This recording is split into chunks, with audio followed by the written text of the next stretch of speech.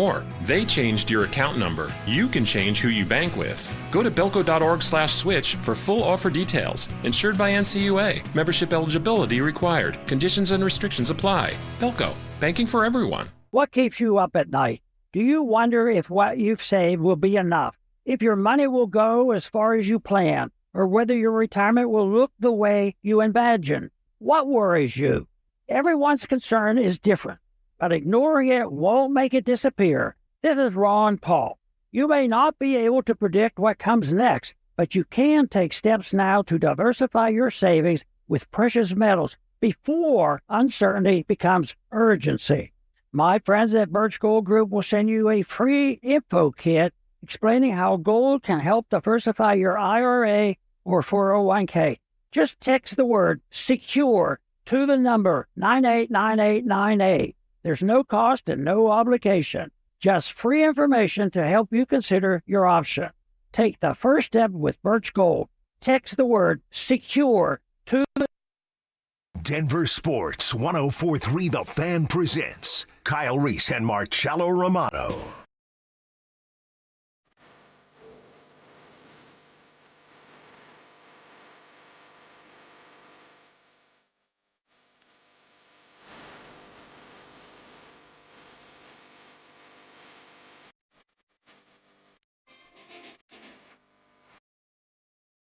Good morning.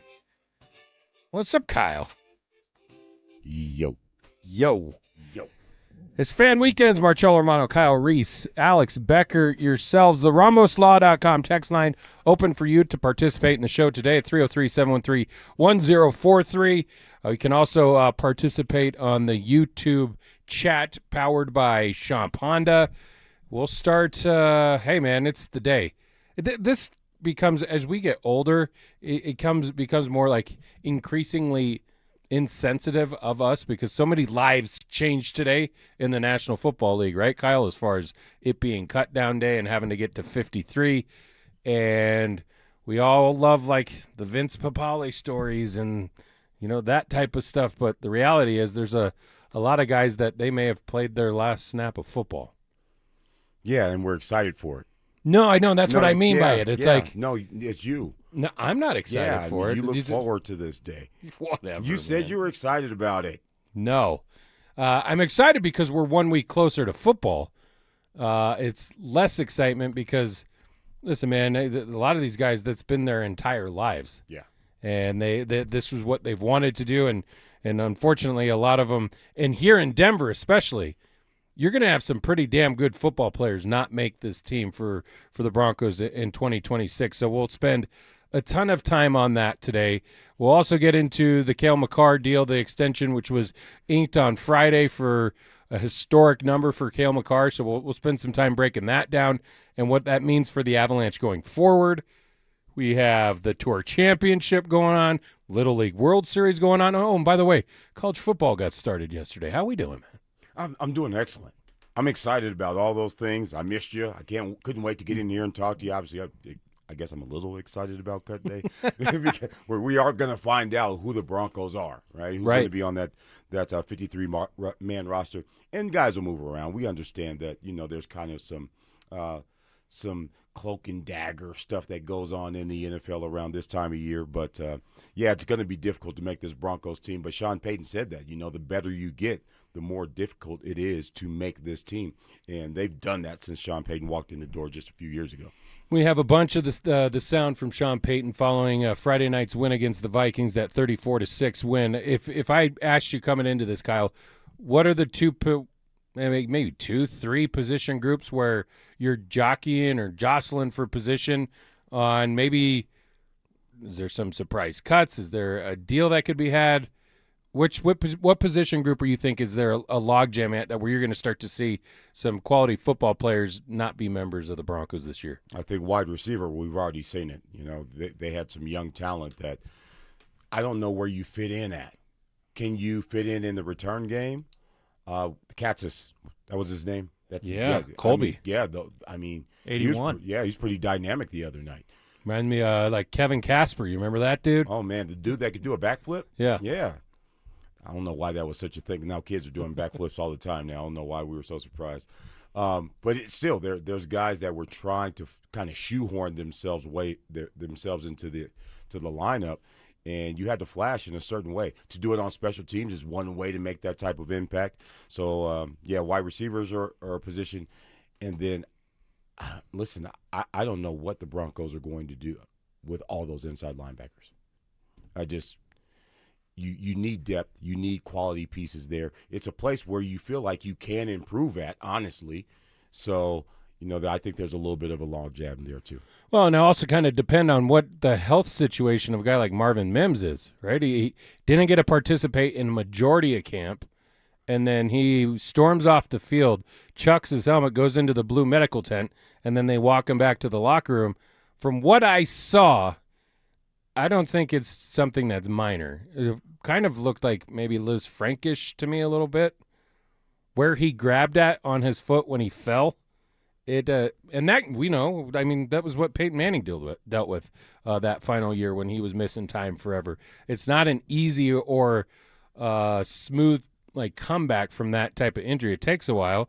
We saw that with J.K. Dobbins last year. That dude hasn't played since November of last year. So there's a lot of questions going into this season, and one of them is did we get enough out of our starters?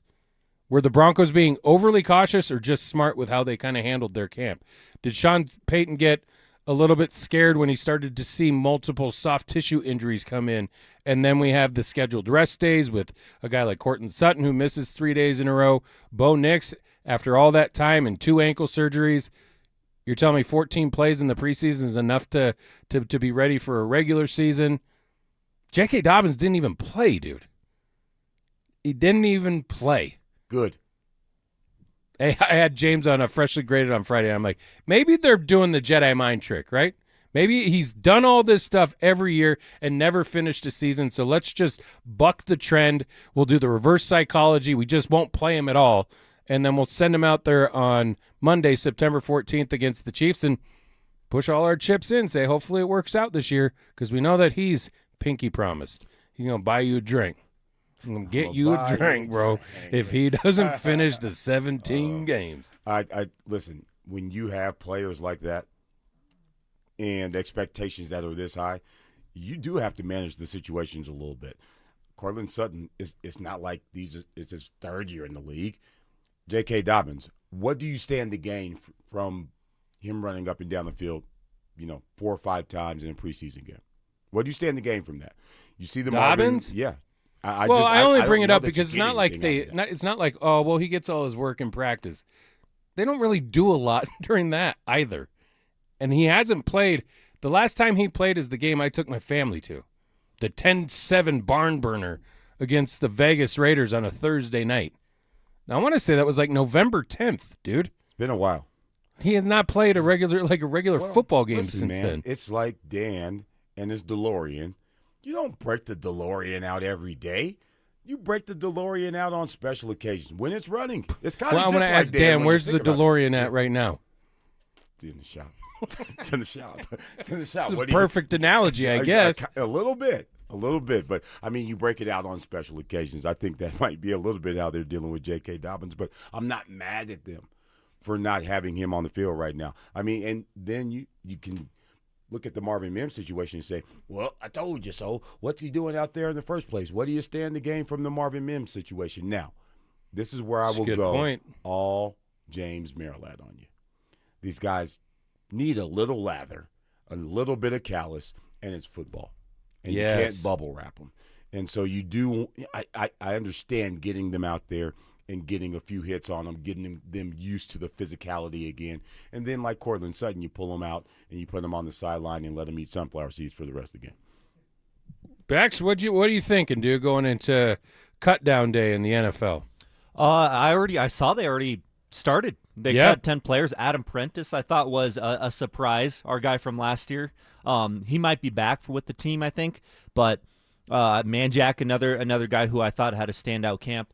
Yeah, not too many position battles, though, overall, which is, I think, a mark of a complete roster. Maybe 2 or 3 position groups at the most. So I think this roster is pretty much set. We're not going to have any surprise cuts. I thought maybe Evan Ingram a couple weeks ago could possibly be in that category. I don't think so anymore. So I don't think we'll see any huge surprises today. And Prentice scored the other night, right?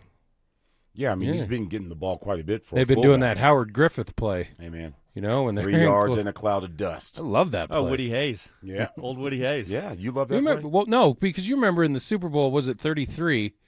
Everyone's so focused on TD, they just turned around and gave that quick little hitter to Howard Griffith. He got a couple touchdowns in that game. You You want to remember talk those? about the best teammates on the field? They're fullbacks. Really? Like Daryl Johnston, Howard Griffin. Think about it. Like, I might get the ball once today. Aaron Craver. Yeah, but I'm going to run downhill and smack people on purpose about 30 times, and I'm going to enjoy Unless you were Tom Rathman or Mike Allstott. Yeah, you weren't seeing it a ton. Does Allstott count as a fullback? Yeah, man. Well, isn't that what he he was started built at? like a fullback. Oh, yeah. He got the ball like a running back. Yeah, well, we talk about frame. We could get easily into the Jerome Bettis conversation as well. I want to The get wheels into on what the you bus. saw on Friday night because we put very little stock into that third preseason game now, knowing going into it that Bo Nix wasn't going to play. Nobody of substantial value to the team this year was really going to be put on display, although I was surprised as much as Franklin played, as much or that they had Mims out there to actually experience some more injury. I'll tell you what, dude, this Cody Schrader kid, gosh dang, I like that player, dude. Like after watching him, and I know it's a preseason game and I want to get hyperbolic, but dude, when you get those opportunities, just seize them. And I think the running back battle on Friday night was like a roller coaster. Early in that game, I'm like, oh, Bidet just secured the spot. He's in. He had that one little jump cut right in front of Sean Payton. He almost took Sean Payton out, and I was like, dude, he just won himself that job. Then Jaleel McLaughlin's like, hold my beer. I'm going to go out and show you that I can still make play, scores a touchdown, had a couple decent runs of his own. Catch the ball. Yes. Yeah. But the biggest surprise for me was, and we had 2 25s on the field the other night. We had the defense, that guy named Austin, and then Cody Schrader for the offense, which I didn't know that they had signed him last year. But, dude, he put out some damn good tape the other night. I was like, I wouldn't mind having that guy spell one of our running backs if they had to deal or had to miss any significant time. But that was the biggest takeaway for me was that dude came out to play. And if it's not going to be as a member of the Denver Broncos, he's going to land somebody, somewhere. Yeah, no doubt about it. You heard Sean Payton. I wonder if we can get the voice audio like, the dude from Maroon 5 or Blake or Snoop Dogg or Christine Aguilera or somebody. Oh, or the voice? The voice. Yeah. Like Sean Payton said during the broadcast. They want them this to is make him do it, right? Make me turn around. Make me interested. Make me want to hear more. And so I think that happened at the running back position. It's really interesting because it feels like that just happens in this town all the time, that there's always a guy that kind of comes out of nowhere and captivates everybody. I don't know where he fits, honestly. I know, that's the problem. But he made me turn my chair. You want to hear more? Pick me. Yeah. Be on my team. I want to coach you. I definitely. I mean, I think it was a cool analogy. I mean, look, relative to the player, he relative to made us turn our chairs. So that was, I think, kind of interesting. Jarrett Stidham kind of revived himself and I think is probably solidified as that backup quarterback. I think ultimately they're going to keep 3. Now, how they do that, I don't know. I think Ellinger actually played pretty well after the interception. And the interception, right when he let go of it, I think he knew, uh-oh. Well, it was a bad decision. I didn't see that safety there. Yeah, it's from one hash back to the other sideline. Yeah. And NFL guys, I mean, they cover that amount of ground in their sleep. It doesn't take any particular special talent in the NFL to be able to make that play. So he knew it, like you said, when he released it. But outside of that, what was his stat line here? I've got 15 and 20, 233, and 3 touchdowns. I mean, that's not a bad day at the office for a guy that's looking for the number 3 spot on a team. No, and I think he was asked after the game, would he rather be a backup somewhere else or stick at the number 3 spot in Denver? And he followed up with this is the best 3 spot there is in the league. Dude just bought a house down the road from Bo Nix. Say they're all BFFs, right? The QB room, Stidham, yeah. Bo, and Sam. And I think Sean likes all of them. So I think they're going to find a way to keep all 3. But I don't know, man. I do not envy the coaches on a day like today. That guy knows how to say all the right things, huh? This is the best 3 spot in the league. Buy a house. You buying a house if you weren't secure and knowing that you wanted to. Listen, the report was last year he could have been on an active roster and decided to stay here. Yeah, I mean, he's played in NFL games. He can do that, but, I mean, that's a pretty bold statement. And you would think he might have some information that would lead to you buying a house, because buying a house, for everybody that's ever done it, is a little bit of a process and a commitment. And you don't do that if you're on the razor's edge of being here or not being here. So, yeah, it sounds like Sean Payton does like all those guys. I don't know that I ever want to see him play in a game this year. Oh, like, no. All things like Lord willing and the creek don't rise. I don't want to see Sam Ehlinger in a game. But I like that the room is solid. I can appreciate that. Other positions that I guess that could have a little movement. We talked about the receivers. I think that the top 5's easy. But what I just mentioned before earlier with Marvin Mims looking like he's probably going to miss a little time for sure. Who's another guy that you would have him fill that spot? The Jonathan Cooper issue. During the broadcast, they talked about that multiple times, but that doesn't, even if he goes on the commissioner's list of not, that doesn't take away a roster spot. So, excuse me, receiver, I like it. I don't know that there's a guy out there that is going to surprisingly make this team. I think the Katz's one is very interesting because the Mims injury, not only for just missing him as a receiver, but as a return man. And who was it? Was it Cameron Ross that muffed it the other night? Yeah. Those are the things you can't do. That sucks. Can't happen. At that time, we all talk about, it's just a preseason. Not for that dude. That's a memory for a coach. I think there's part of this conversation when we're talking about the receivers at least. Davis Webb is very much a part of this conversation because if you watch the offense over the last few years, it's been 12 personnel, and if Sean Payton could get another tight end, as many tight ends as he could get on the field, he would do it. And when I say 12 personnel, that's 1 running back and then 2 tight ends. And so the math wouldn't allow you to have 3 or 4 receivers on the field at the same time. So it was going to be difficult to find your way into that room anyway, even if you were in that top 4 or 5. I'm talking Mims, Franklin, now Waddle, and Sutton.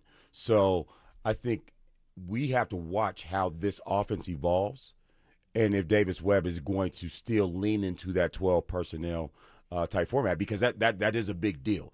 And the NFL, by and large, is going in that direction as well. Watch the Chicago Bears next time you get an opportunity. Like, you can't get Kmet and Colston Loveland off the field. They love that set. So this is a nuanced conversation because of the type of personnel that they deploy. You think the Broncos are headed in that direction? I think the Broncos have been in that direction. I want to see if Davis Webb makes an about face and goes in a different direction. Maybe now it's an 11 personnel team, or maybe even 10. But I doubt that, because they want to be effective in running the ball. And the way you do that is you add tight ends to the format. So this is not just what wide receivers are on the team. This is how are they utilized, who's on the field at what time. How much can you gauge of what you've seen in this preseason? On Davis Webb? No, well, yeah, a little bit there, but just the reality of what – listen, they looked good against a Falcons team they'll be lucky if they're competing for the postseason, unless they get their quarterback figured out. I picked them. Well, dude, the talent is there. That's them, Cleveland, and there's one other team that's like – it's a quarterback thing. You get a quarterback and you guys are competitive, because the talent's there certainly in Atlanta. In fact, you're kind of envious of the talent with what they have as the running back spot. You got Drake London out wide and tight end. Kyle Pitts. Yeah. Plus, they have a lot of talent just overall in that roster. They just need to get their quarterback figured out. I think the Cleveland Browns are very similar, which you guys were both right. I still can't believe that they named Deshaun the starting quarterback. And follow the money. The backlash that came from that. And you have a fan base that doesn't want that. Like, at some point, and you have a quarterback that has never been accountable for, one, playing poorly, and two, all the off-field. I'm getting down the road that'll just piss me off again, because I think Shedeur deserved an opportunity there. But anyways, my point is, like, or the question that I'm asking you is, it looked good in Atlanta, and I think Atlanta didn't play their starting defense against the Broncos' second or first team offense with Jared Stidham. So that you have to take with a grain of salt. I think you saw a legitimate matchup against the Packers, and I think through the first half, I wasn't very surprised. It was, 10-10 at halftime, 10-7, something like that. And then you have this game, which is, dude, there's guys out here that they're just fighting for jobs. So how much – they look pretty damn good in the preseason. Everything's been going, as far as reporting goes, pretty damn well. You had you had the hiccup last week defensively, I think, against the Packers, not even so much offensively. So what's the expectation going into Kansas City on September 14th? I suspect the Broncos will play well. I mean, I don't have any other reason to believe that they wouldn't. I don't need to see Pat Surtain. I just don't. In the couple plays that he played, I was like, yeah, that looks like PS2. No surprises there. I don't need to see Brandon Jones or Talanoa Hufanga.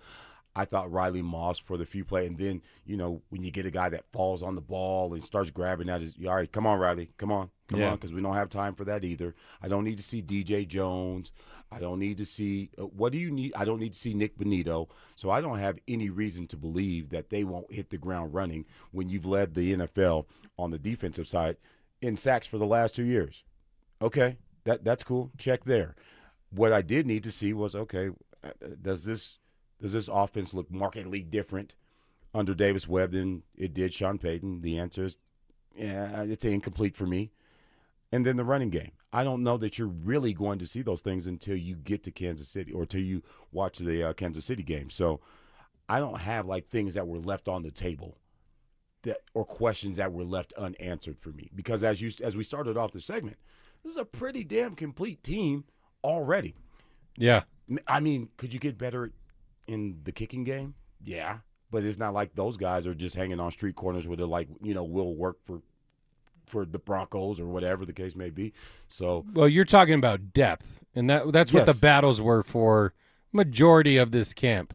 When you bring back that many returning players, what you're looking at is just adding depth. And here's what Sean Payton had to say about how deep the room is. I would say we're still working through it. It's a deep room. If you just count the numbers, which you guys are able to, it's a deep room. What's the role? What's the vision? But that's still something we're working through and trying to look closely at. It's one of the topics that'll be high on the list tomorrow. I'm kind of wondering, during this offseason, we've seen all the different lists, all the different rankings.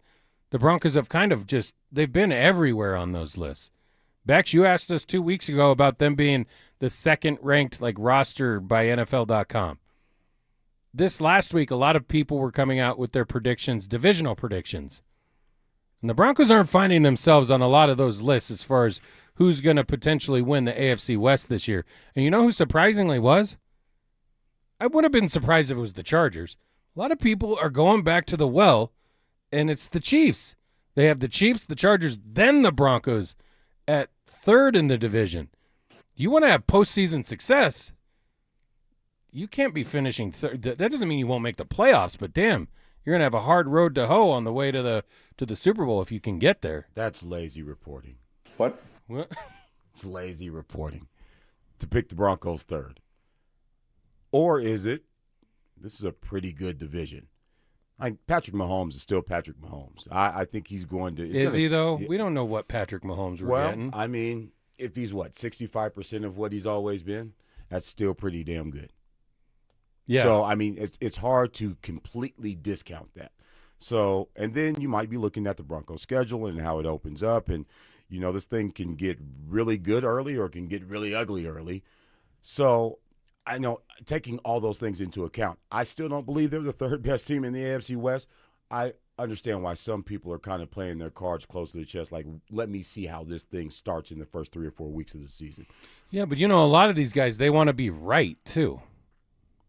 Yeah. Right? Ultimately, they don't want to go out there and be and watch the Chiefs fall on their face. I mean, I always wonder when you start to see it lean that way heavily. This isn't just one. I saw Colin Cowherd's predictions. I saw a couple people with ESPN, and it was pretty consistent where the Broncos find themselves. You're talking about a team that went 14-3. But what did Cowherd say? because of how the season starts. It's about the scheduling. It's less, and then he also, this is something that I found, I read this last night. But actually. the Chiefs have a tough stretch. Yep. The Chargers, I think it's the middle of their season where they run into a similar stretch that the Broncos have. Well, because you play damn near the same schedule. Exactly. But it's just how it's set up is the point. But the last two teams, the Vikings and the Chiefs, that have won games, 11 games by one score or less, both of those teams the following year had a losing record. So I think people are, it's not necessarily lazy reporting because you're leaning on a historical precedent that's already been set. History says that these type of teams go in the opposite direction. So we don't believe that because we're around, we see, and obviously the trajectory of the team hasn't said that. But history says, hey, man, they probably take a step back. So I'm not going to get, my underwear in a bunch over it. I get it. I like how you clean that up. Yeah. Way to go. Yeah, I had to reach back. It's early Sunday morning. And double check. They're not in a bunch. That's good. All right, we get to a quick break. When we come back, we're going to completely change gears. We'll go over to the ice as the Avalanche have inked their star defenseman to an 8-year extension. What does that mean for the Avalanche going forward? Kyle and I will discuss next. Stay up to date on the Broncos with our 9 News Broncos insider Mike Kliss. Presented by Fitness Gallery and Monarch Construction and Roofing. Hear the latest from every practice and every game every single week during football season. Denver Sports 104.3. The Fan. Hey guys, Mark Schlereth here from my friends at Xfinity. How about the most intelligent Wi-Fi that can heal itself when there's a problem? That's what you get with Xfinity. Reliability, the most reliable Wi-Fi for streaming, gaming, and working from home. How about coverage? Wi-Fi in every corner of your home. From corner to corner, they've got you covered. It's a security blanket for your network. That's what they provide. And reliability, fiber-powered network with 99.999% reliability.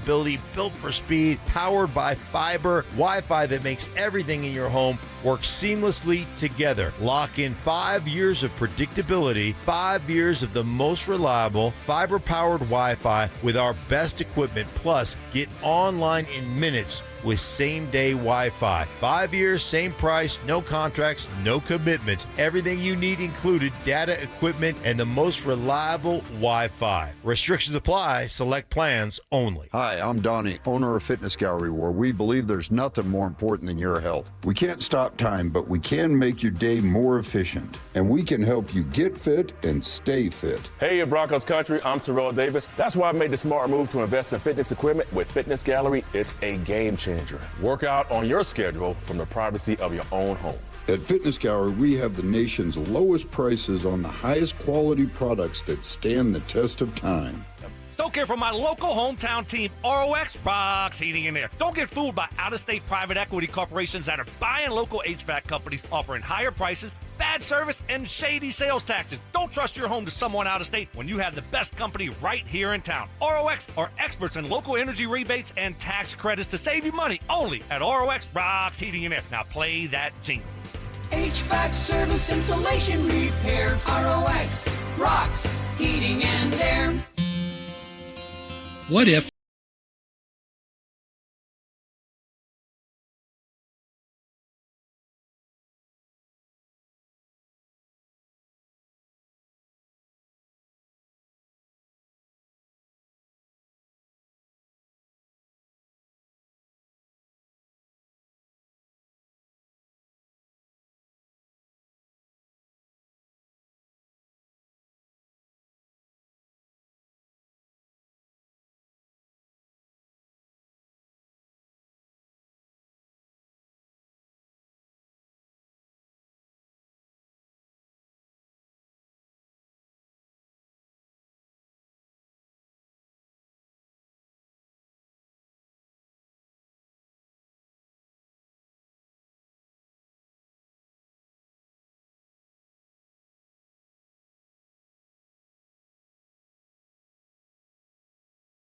dietandnutrition.com, and right now you can call 866-800-SODA because they've extended their 4-week offer through the end of August. That's right, 4 weeks free. Call 866-800-SODA. Mention the fan, 866-800-SODA. Tell them the fan sent you. Tell them Cecil Lammy sent you to get those glorious 4 weeks free. And imagine 4 weeks from now, you could be looking better, feeling better, ready to go in the fall here at the end of August. So love it. Love SodaDietNutrition.com. Why don't you go to the website there as well, because Soda has over 10,000 positive Google reviews. I'm one of them, by the way, because 5 years ago I lost 60 pounds. 60 pounds gone with Soda. DietandNutrition.com. Why? I had a degreed nutritionist set up a dynamic diet for me, custom fit for my lifestyle, my schedule, my food preferences, all there for me, and I was able to lose the weight in a good amount of time. 5 years ago, lost 60 pounds, never going back, because SOTA is, say it with me, state of the art. Denver Sports 104.3 The Fan presents Kyle Reese and March.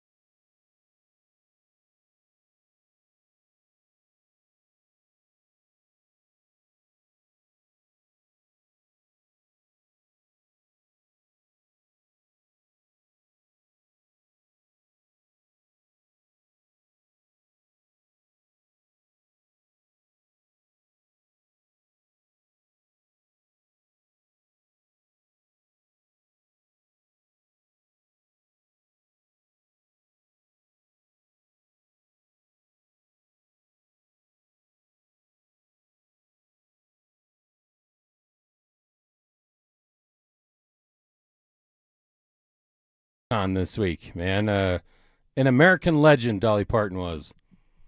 Damn, that just tells you how popular that song was. Is there another movie song that is as popular as that one? I probably Whitney Houston. Footloose. Footloose. I Will Always Love You, Whitney Houston, and obviously there's some ties there. Yeah, that's a Dolly song. Wow. You know which one I always Above the Rim? Remember that? Nate Dogg. Yeah, Regulators. That was a great soundtrack.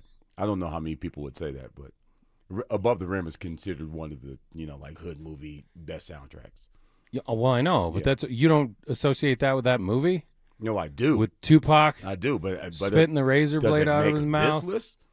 No. I'm saying this is an honorable mention, man. Okay, no doubt.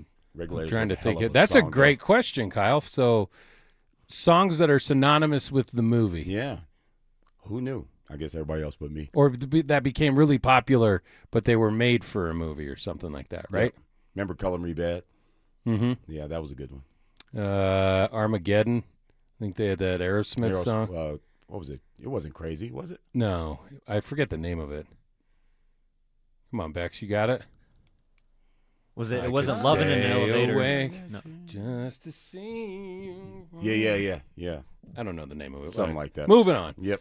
All right, so let's get to something that we're supposed to be doing today, and that's breaking down the Avalanche Inc.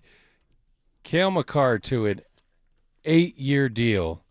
And thanks to Bex, just in my ear, it was I Don't Want to Miss a Thing by Aerosmith. Tip of my tongue. The Avalanche aren't going to miss a thing when it comes to their defender as they lock him up for an 8-year extension. This was just we knew it was going to happen. Joe Sakic said as much during the postseason press conference, but nice to have it actually come to fruition. So now what does that mean going forward with the Avalanche? I think it's kind of crazy, Bex and Kyle, because this news broke, but it also broke right around the time that we found out that Connor Hellebuck has made it public that he does not want to be a member of the Winnipeg Jets. So I think when you sign Cale Makar, everyone, okay, that's done. How about we go get this dude to be our goaltender? Do that? Man, I'd be over the moon about that. And, I'd probably go out and, I'm not a jersey guy. It'd be time. Well, I'd have you some have Avalanche to. sweaters. What was the jersey that you have to wear because you lost a bet to me? Is Sophie Cunningham? I don't think that happened. I don't think that happened. You haven't bought one yet. We're still waiting to see it. What bet did I lose that I have to wear number 8? Sophie Cunningham jersey? What? I thought we had a game of Madden on it or something like that. Oh, we can do that. You're going to wear the Cunningham jersey no matter what, which isn't a bad jersey to have. Yeah, no, don't sign me up for that. No, give me the Hellebuck jersey. I want to talk about that. Well, first, tell me your thoughts on the Cale Makar deal, making NHL history, becoming the richest contract in NHL history, which is crazy because if you juxtapose it with NBA contracts, it's like I just can't barely feed my cracks family the on top $20 million. It barely cracks the top 100. What are we doing here? But it's a good deal for the Avalanche. Yes, comfortable with it. Yeah, I don't know how you do anything other than, I mean, we're talking about the best defenseman in the league. Yes, well, a lot of the question was not so much that he was going to sign or how much, that it wasn't going to be record-breaking, but it was the length. Yeah. Right? It was a big discussion, especially as we got closer to him signing it. Will he do a four-year deal, which I thought he was going to kind of leave that flexibility open. And with the numbers going up, not as much as the NBA or any of the other sports, but they are going up just to give himself to like ink another deal. But hell, man, if he wants to sign the 8-year deal, I'm cool with that too. I think that was the big question, is what level of commitment was he going to make to the organization? And it shows that not only do the Joe Sakic and the Avalanche want him long-term, he's comfortable being in Denver for long-term. I mean, it's a long-term play because if you're looking at, 6, 7, 8 in terms of years, there's probably going to be a star that comes along between now and then that resets the market. Now, this is a high bar. I'm just thinking of young guys like is Carlson, maybe that guy that is going to be that talented to reset the market in a few years. So at the back end of it, it's going to feel like you're getting a discount if all things play out the way they should. Middle of the line for a player that's still playing at a relatively high level. So it's a long-term play. It's smart. It had to happen. We would have been all up in arms if it didn't, because we watched how that show played out a few years ago with Mikko Rantanen, and then he bounced all over the league before he came back and broke your heart in the playoffs. So you didn't want to see them fumble that situation again, and I'm glad that they got it done. Yeah, I think we're talking about a different level of player, and I'm not trying to discredit Rantanen. No, but it was a very situation it was almost identical. Yeah, and so they land that. This is probably the first checked box that you needed this offseason, right? Because we talked about the Nuggets being pretty underwhelming throughout the offseason. The Avalanche haven't done a ton either. This was like priority one. The first box that needed to be checked was get Cale Makar signed to an extension. They got that one done. Now you can go into the season and check all the other boxes, which is, it's sad to say, but with both the teams that call Ball Arena home, nobody gives a crap about the regular season. Like, let's hurry up and go. We want to get to April for next year, April, May, right? Because Nuggets didn't even get out of April last year. They didn't even make it to May, which is pathetic. And the Avalanche, as good as they were for majority of the season, Joe Sakic said during his postseason press conference, we just had the bad week at the wrong time. Is there any way to avoid that? Because it's truly cup or bust. And now we've been saying that for years, but now that they finally got past the second round, other than the year that they won the cup, you get to the conference finals and you get swept out by what a lot of people would have viewed as an inferior opponent in the VGK. The VGK. Where I like that this is done, but we're also talking about, you know how good they were last season? You remember at the beginning of the year? Yeah, I mean when the calendar flipped to 2026, yeah. I think they had 2 regulation losses. It was like a historic start that they were on. Yeah, you peaked at the wrong time, it feels like. Nobody remembers that. All we remember is, dude, they got punked in the conference finals. No doubt about it. And they still, depending on what sportsbook you look at, have the second best odds. First in some, yeah. To win the Stanley Cup. And obviously it's because of the talent level. You got 2 of the best players in the entire world on your team, and then you just secured one of them. So I think I don't know, it's similar to the Broncos. What holes are there to be filled? It's hard to say that about a team that got swept in the conference finals, but it is a complete team that just really underwhelmed you. Now, Cale Makar was compromised. We know that he was hurting pretty bad. Yeah. And even still, with him being injured, it looked like a different team for as long as it could while Makar was working through that injury. But for that team, it's like, okay, where do you actually get better at? Goaltending. Well, if Hellebuck is an option, then absolutely. Would you pull the trigger on something like that? You got 2 triggers? yes, and yes. And what would it take, and what would you be willing to give up with? That's the problem, what it would take. When we were talking about it the other day, I think it was Will who asked me, would you give up Lehkonen and Blackwood for that? And I said, in a heartbeat, dude. Will asked you that? I think those were the 2 players you mentioned. Okay. I don't remember if that was it exactly, but yes. Yes. Slam dunk. Do you think goaltending's an issue right now? I thought in that series it was more so they ran into a really hot goaltender in Carter Hart than the Avs goaltending itself. I mean, you could obviously upgrade it with Hellebuck, but I don't think it's like a glaring issue. No, well, and I get that argument, and I also get that when they won it in 2022, it wasn't like Francouz and Kemper were lighting the world on fire between the pipes. But you haven't had that solidified guy in how long? I mean, you go all the way back to Patrick Wall, really. Like that. We don't have to worry about that. That's covered. If you have everything, then there's really no reason you should lose at all. And I agree with you in that series. If the guys in front of him aren't going to play to the level that we expect and to an elite level, and you have Brock Nelson falling down out of nowhere, getting sniped by nothing, you have him dancing around a puck, like getting in the way of a defenseman. I think it was Devon Taves trying to clear the puck. That type of stuff can't happen. And does a goaltender get rid of all that? No, but hell, dude, if you don't have to give up that much and you can get a solidified, like, prime guy. You're talking about the dude who beat Canada in the gold medal game and had to stand on his head to do so. Yeah, I think a time has kind of put a little bit of a Band-Aid on what happened, though. But don't forget, during the Wild Series, we had a little bit of a controversy around here, and a lot of us in the media were torn about it. So it's a really bad time for those guys not to play well. And so if you got guys that don't play well in the moment, then I think you have to evaluate it just like everything else. I know we got to go to a break. Yeah, we get to a quick break. When we come back, we will take our Sunday stroll, see who Kyle's writing tickets to this weekend. Want real Broncos talk? Cecil Lammy and Andrew Mason bring the heat on Orange and Blue Today. The most passionate intelligence and in-depth Broncos coverage in the game. Weekdays at 5 p.m. on the Denver Sports 104.3 The Fan YouTube channel. Hit subscribe at Denver Sports 104.3 and never miss another take.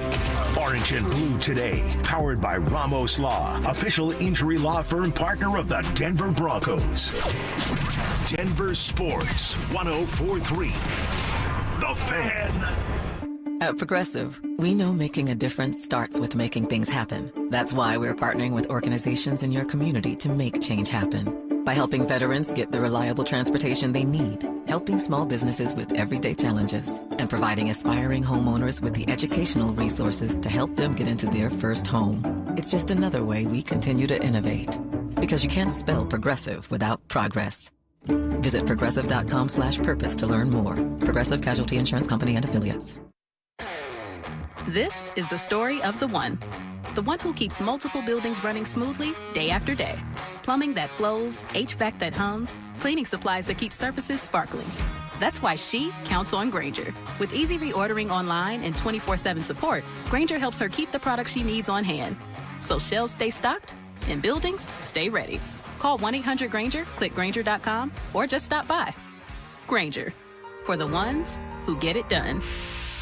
Pump up the volume. Business moves fast. Orders roll in, deadlines close in. When you ship with USPS Ground Advantage, you can keep up with confidence. Every package stays in our secure network from dock to door. And with nationwide reach, dependable tracking, and upfront affordable pricing, you get built-in peace of mind. You run the business. We run the routes. Visit USPS.com/Ground Advantage to learn more. In the zone, AutoZone. Welcome to the end of summer sale at AutoZone. We're celebrating the end of long days and short nights with big deals for a short time. Like on Wash and Wax, you can get 3 Meguiar's products for just $20. Need new brakes? Duralast brake pads are free with the purchase of Duralast rotors. We've also got oil deals and more. We're ending the summer right with the end of summer sale at AutoZone. Get in the zone, AutoZone. Restrictions apply. Is your financial advisor offering you up to a 25% upfront bonus? And are they promising you up to 9% growth per year, all for your retirement income? If not, then you need to come to Trajan Wealth. Hi, I'm Jeff Jr., founder of Trajan Wealth. And if you plan to retire within the next 10 years, don't wait, only to find out it's too late. I've seen hardworking folks like you retire only to be required to go back to work, all because their advisor told them guarantees like these were too good to be true. They aren't. That's up to $25,000 upfront or up to $9,000 per year on $100,000, guaranteed for retirement income. Don't keep working when you're supposed to be retired, and don't let any financial advisor tell you it's too good to be true. Unlock your Trajan family office at TrajanWealth.com or call 1-855-TRAJAN-1. That's 1-855-TRAJAN-1. Annuity guarantees are based on the claims paying ability of the issuing insurance company. DBA in most states has Trajan Wealth Insurance Solutions. 2 quick questions. Would you describe your current wireless service as 5-star? Are you paying more than $34.99 a month for unlimited data? I only ask because in a recent industry survey of 120,000 wireless customers, Pure Talk was the only wireless company out there to receive 5 stars in every category: coverage, support, value, and data. And now for just a few more weeks, Pure Talk's offering unlimited data for just $15 a month for your first 3 months. After that, you'll get unlimited data for as low as $34.99 a month with no contract and no commitment. Just dial pound 250, say micro, and Pure Talk's 5-star U.S. customer service team will switch you in minutes. And at just $15 a month for your first 3 months, there really is no better time to switch to Pure Talk than right now. Dial pound 250, say micro, and switch to a 5-star American wireless company. The weekend is upon us, and we're here to walk you through today's top headlines. So lace up and join Kyle, Reese, and Marcello Romano on this week's Sunday Stroll.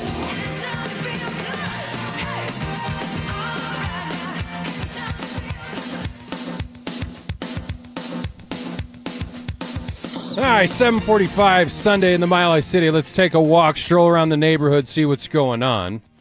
You got the Broncos on cut-down day. The Rockies battling themselves to try and avoid 100 losses. You got the Tour Championship in Eastlake over in Atlanta. Are you paying attention to that at all, Kyle? I know you're a big golf guy. Eastlake, huh? Yeah. Yeah, no. $10 million, I think, is the winning prize, right? Yeah, Man, it's what a close. Dude, gig. there's What a a gig. yeah, if you can do it. Yeah. A lot of stars at the top of that leaderboard. Victor Hovland is the one. I think he's 15 under, a stroke ahead of the next closest competitor, but Scotty Scheffler's in the mix. McIlroy made a charge yesterday. Adam Scott, the 46-year-old. Long putter. Yeah. The Aussie. In there as well. That's going on. I ask you around the league as we take a stroll around the neighborhood, and you're writing HOA tickets. A lot of good players from this Broncos team will not be here come tomorrow. But is there an area, do you think, that they've had enough depth with their own guys? And I have a cut here from Sean Payton, too, which I'll play in a second, about a lot of his players will be on teams that, like first-year coaches, right? Because they want to get talented players. The Broncos have a very talented roster. But they only have 53 spots, just like everyone else. Is there an area that you think Broncos are looking outside the organization to fulfill a need? Well, we watched a little bit of that happen over the last week. We saw Rapp on the roster and then no longer on the roster. And I think the Broncos are kicking tires on veteran players to see if they can improve there, because it's going to be really difficult, as we've stated, for a young guy or even a second-year guy to come onto this team and make an impact. So it's possible. I think you have to pay attention to the wire and say there's going to be a surprise cut somewhere. And if that, a guy like, I don't know, you'd have to have like an inside linebacker somewhere that just kind of fell into your lap that you could add as a depth piece.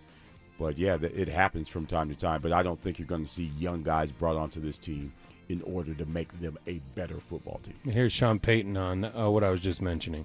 I would say typically, like I look back to my first year here, we were looking to claim, we'll find spots. And that was like that in New Orleans early on. And as you build something that gets a little bit more polished, players are, gradually that the quality of your team, it becomes a harder roster to make. So those teams out there that are new coaches that are rebuilding, they'll be more active, and those are the teams sometimes that can end up with one of your players. I mean, it's a flex though, isn't it? A little bit. Like, yeah, we've outgrown that. We're not there anymore. It's like quintessential Sean Payton. Yeah, no, that ain't us no more.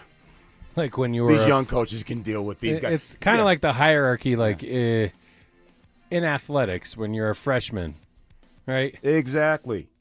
Like, but I don't have all that stuff. Yeah. And now he's a junior.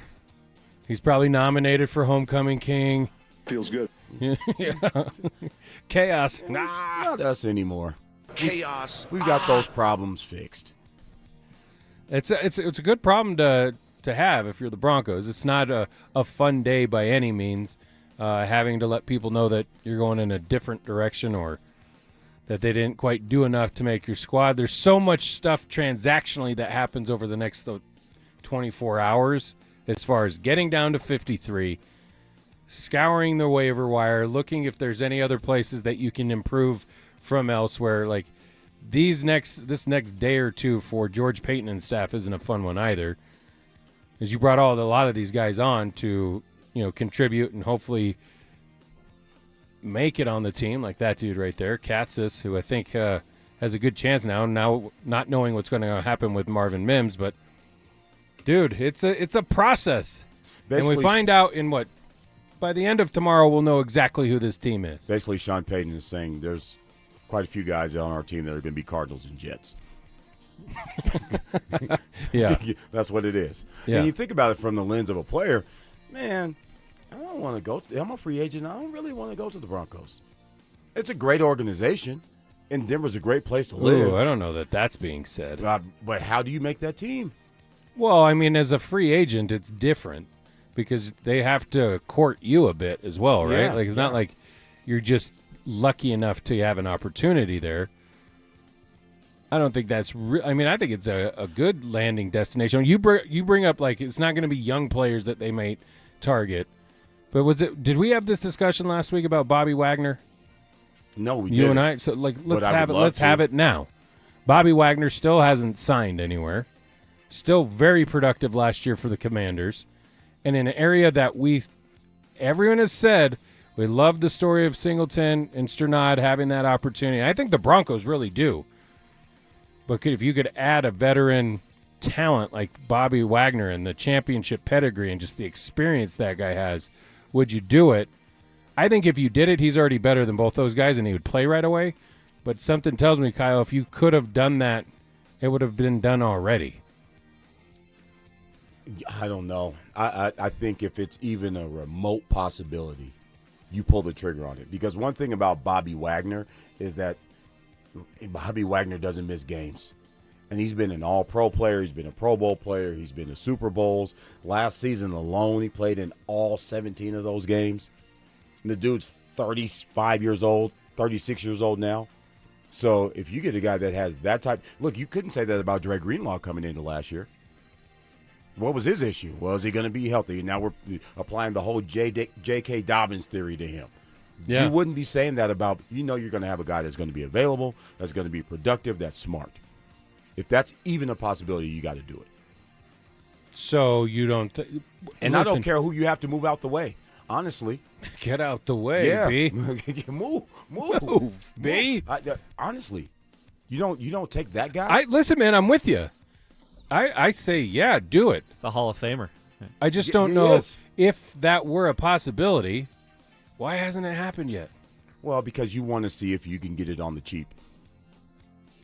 You want to see if these young guys can actually fit the bill. And you gave them an opportunity. You're playing with fire there with a championship caliber team. Well, I mean, Listen, I know you want to be fair to those guys, but talent-wise, is he better than both of them? Yeah, but I mean, would he start like immediately? But he's also going to be one of those guys that didn't play during the preseason because there's nothing to see here. Right. So I mean, that's the only other reason is like he didn't want to have to go to a camp. And if I was 36 still playing football, I wouldn't want to either. I'll holler at you guys the first week in September. We saw them pass on an opportunity to bring back a Bronco great, Von Miller. Had zero interest there. He's now rolling with the Cowboys, which I think for Von is probably good. I think Broncos were 1A, Cowboys 1B. You can always come back home. Who, Von? Yeah. Not this year, I don't think. No, I'm talking about Dallas, Texas. Oh, yeah. I think Denver's more a home to him than Texas. It's football at this home, point. for sure. Yeah. So didn't have interest there, and then if it is true, and I haven't really heard anything, I haven't heard anything to the contrary either that Bobby Wagner is considering retirement after the year that he had last year. And I saw an interview with him last year. He didn't seem like a dude that was ready to hang it up yet. So maybe it is one of those, that would be the only logical conclusion, right, is that I don't want to put my body through that month-long camp. Give me the 14 days before a game or before season starts, and I'll be ready to go. What does he have to prove? Who? Bobby Wagner. Oh, you don't have nothing to prove. Nothing at all. But then why else wouldn't it have happened by now? It's going to happen for somebody. I would love for it to be the Broncos, though. That's an amazing pool. So, yeah, we have to see who is no longer on the roster tomorrow before you even start having that conversation. Well, we'll continue to get those updates throughout the day. We get to a quick break. That's hour 1 in the books. Let's start it all over again in hour number 2. Coming up next. Stay up to date on the Broncos and the latest news from around the league with our NFL insider James Palmer, exclusively on Denver Sports 104.3 The Fan. Mondays on The Rundown with Richie Carney, Tuesday afternoons on The Drive, and Friday mornings on Stokely and Evans with Mark Schlereth, all season long. Denver Sports 104.3 The Fan, DenverSports.com, and the Denver Sports app. Hey everybody, Cecil Lamb here from my friends SodaDietAndNutrition.com, and right now you can call 866-800-SODA because they've extended their 4-week offer through the end of August. That's right, 4 weeks free. Call 866-800-SODA, mention the Fan, 866-800-SODA, tell them the Fan sent you, tell them Cecil Lammy sent you to get those glorious 4 weeks free. And imagine 4 weeks from now, you could be looking better, feeling better, ready to go in the fall here at the end of August. So love it, love SodaDietNutrition.com. I want you to go to the website there as well because Soda has over 10,000 positive Google reviews. I'm one of them, by the way, because 5 years ago I lost 60 pounds. 60 pounds gone with Soda. DietNutrition.com. Why? I had a degreed nutritionist set up a dynamic diet for me, custom fit for my lifestyle, my schedule, my food preferences, all there for me, and I was able to lose the weight in a good amount of time. 5 years ago, lost 60 pounds, never going back, because SOTA is, say it with me, state of the art. Men, when addressing the problem of erectile dysfunction, you want the right treatment for your specific medical situation because every case is different, and finding the right treatment can mean the difference between just an okay experience and an amazing one. This is Jeff for the Rocky Mountain Men's Clinic, and at our practices, we offer the full range of ED treatment protocols and can even combine therapies to help make those intimate moments special, both for you and your partner. At the Rocky Mountain Men's Clinic, we're the leader in treating ED in the area. Our medical providers specialize in men's sexual health and understand that no two cases are alike, which means you'll get the right treatment for you based on sound medical evaluation and appropriate applications of medical therapies. Plus, we offer treatments that are effective in well over 90% of cases, which means if you're like most men, you'll get your sex life back. So call us. Your initial visit is just $99 and includes blood work, a medical consult, and if medically advised, a test dose. And if that test dose doesn't work in the office, your visit is free. Call 720-440-7900 or go to RockyMountainMen'sClinic.com. We have 5 offices across the Front Range to serve you. Hey guys, Stink here from my friends at Xfinity. Do you want peace of mind knowing what exactly is going on with your Wi-Fi and your internet when you're not home? So you don't have to worry about your kids' safety while gaming or scrolling and not have to worry about a link you just clicked? The solution is Xfinity Shield. It's a force field for your home with built-in Wi-Fi features that give you peace of mind for your home, your family, and your life online. With Wi-Fi motion detection, you can detect movement With your Xfinity Gateway, no cameras needed, so you can rest easy wherever you are. With Xfinity Cyber Secure, protect your devices from threats and risky sites the moment you connect them. Switch to Xfinity today and get Wi-Fi motion detection and Cyber Secure included. A whole new era for Wi-Fi, where your connection can help you and your family rest easy. Xfinity. Imagine that. Restrictions apply. Select plans only. Xfinity Internet and compatible equipment required. Leon was about to leave the military. My biggest concern was, what am I going to do next? He found out about My Computer Career and their military transition program. The Cyber Warrior program takes you from not knowing anything about a computer at all to being a subject matter expert. How long is that going to take? In the span of 4 months, I was able to get 4 different certifications. 4 months? Leon's advice? Highly recommended. Become a certified cyber warrior in just months at mycomputercareer.edu. This is one student's experience. Individual results vary. VA education benefits available to those who qualify.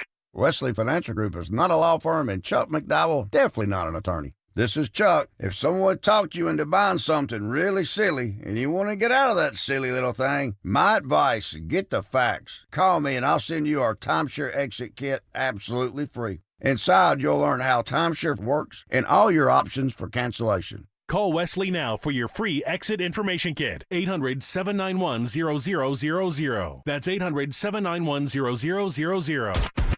KKFN and KKFN HD1 Longmont, Denver. You're listening to Denver Sports 104.3 The Fan. Denver Sports 104.3 The Fan presents Kyle Reese and Marcello Romano.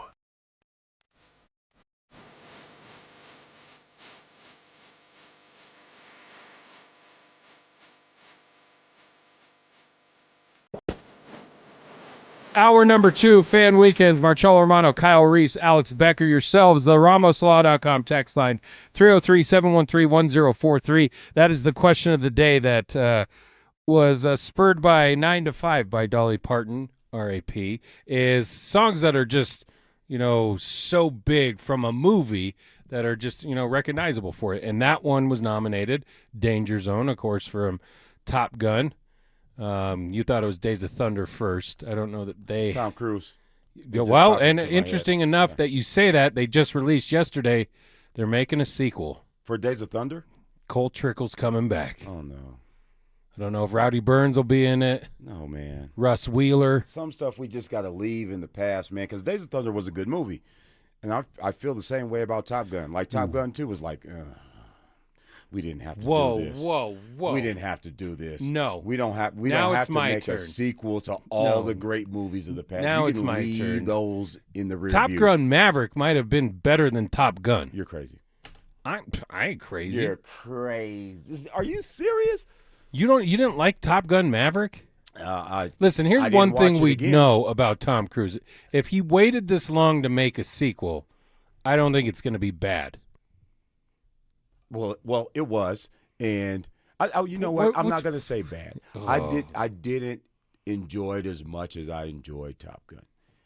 And to me, like when you have a classic movie like that, man, you leave it classic. Did we learn anything from Coming to America? I fell asleep on Coming to America. That I agree with you. I didn't wake up and turn it back on. I still haven't that seen these I things. agree with So you. We don't have to do these things. And even the Happy Gilmore sequel, Come on, man. as it started okay, they kind of jumped the shark towards the end of that movie, and it became like kind of ridiculous. There's certain magic that happens that is really You hard can't say to that be about captured. Top Gun Maverick, Oh, though. man. Like, we'll throw it out there to the text line. Yes or no on Top Gun Maverick? I think that was a phenomenal movie. Well, where's the camera at? Thumbs up. You didn't like it either, Bex? No, I liked it. Yeah, see? I don't know if it was better than the original. He wasn't born when but the first if one was not, made. right? What does that have to do with anything? Everything. Like this is one of those things you had to be there. Like no, man. you My had to be kid, my there. older kid, loved planes growing up. We watched Top Gun numerous times. He was born in 2006, bro. Could he hear it though? Oh, he can hear. He can hear it. Look, that's another movie they shouldn't have remade. Jack Harlow and White Man Can't Jump. Come on, man. I didn't know Leave that this they stuff did alone. that. Yeah, you're good. It's a good Did thing. they actually go to theaters? No, it was like on Netflix or something Yeah, like that. then that doesn't count. You can't get those 2 hours back. That doesn't count. No, how come it doesn't? Because it's a show. It was a show, right? Or was it a movie? No, it was a movie.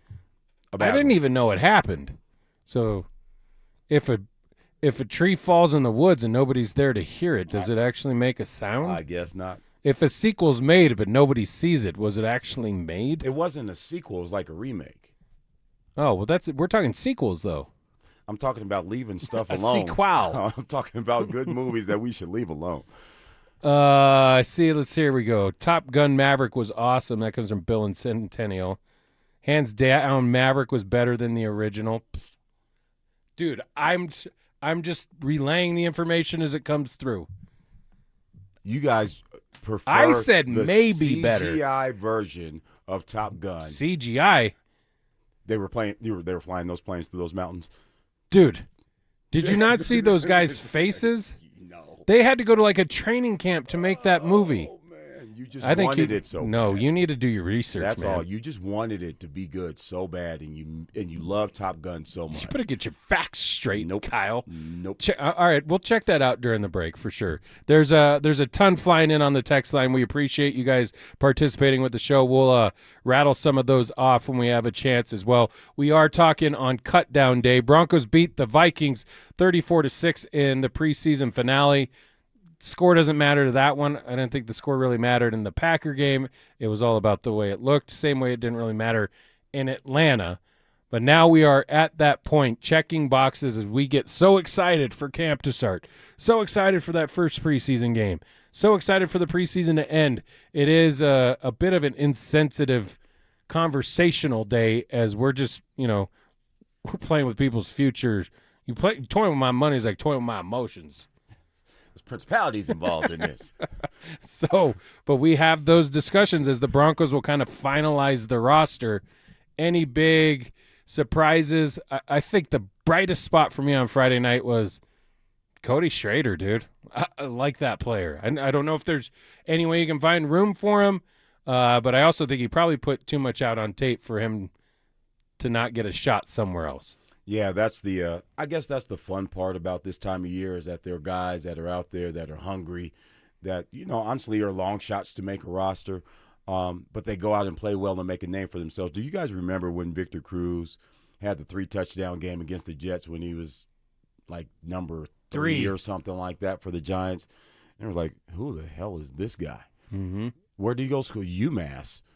UMass plays You went football. Boom, bang, bang, boom, bang, bang. Salsa. Yeah, I didn't know they had a football team. All I remember is Marcus Camby, and then he ended up being a really good football player for the Giants for a little bit until the injuries happened.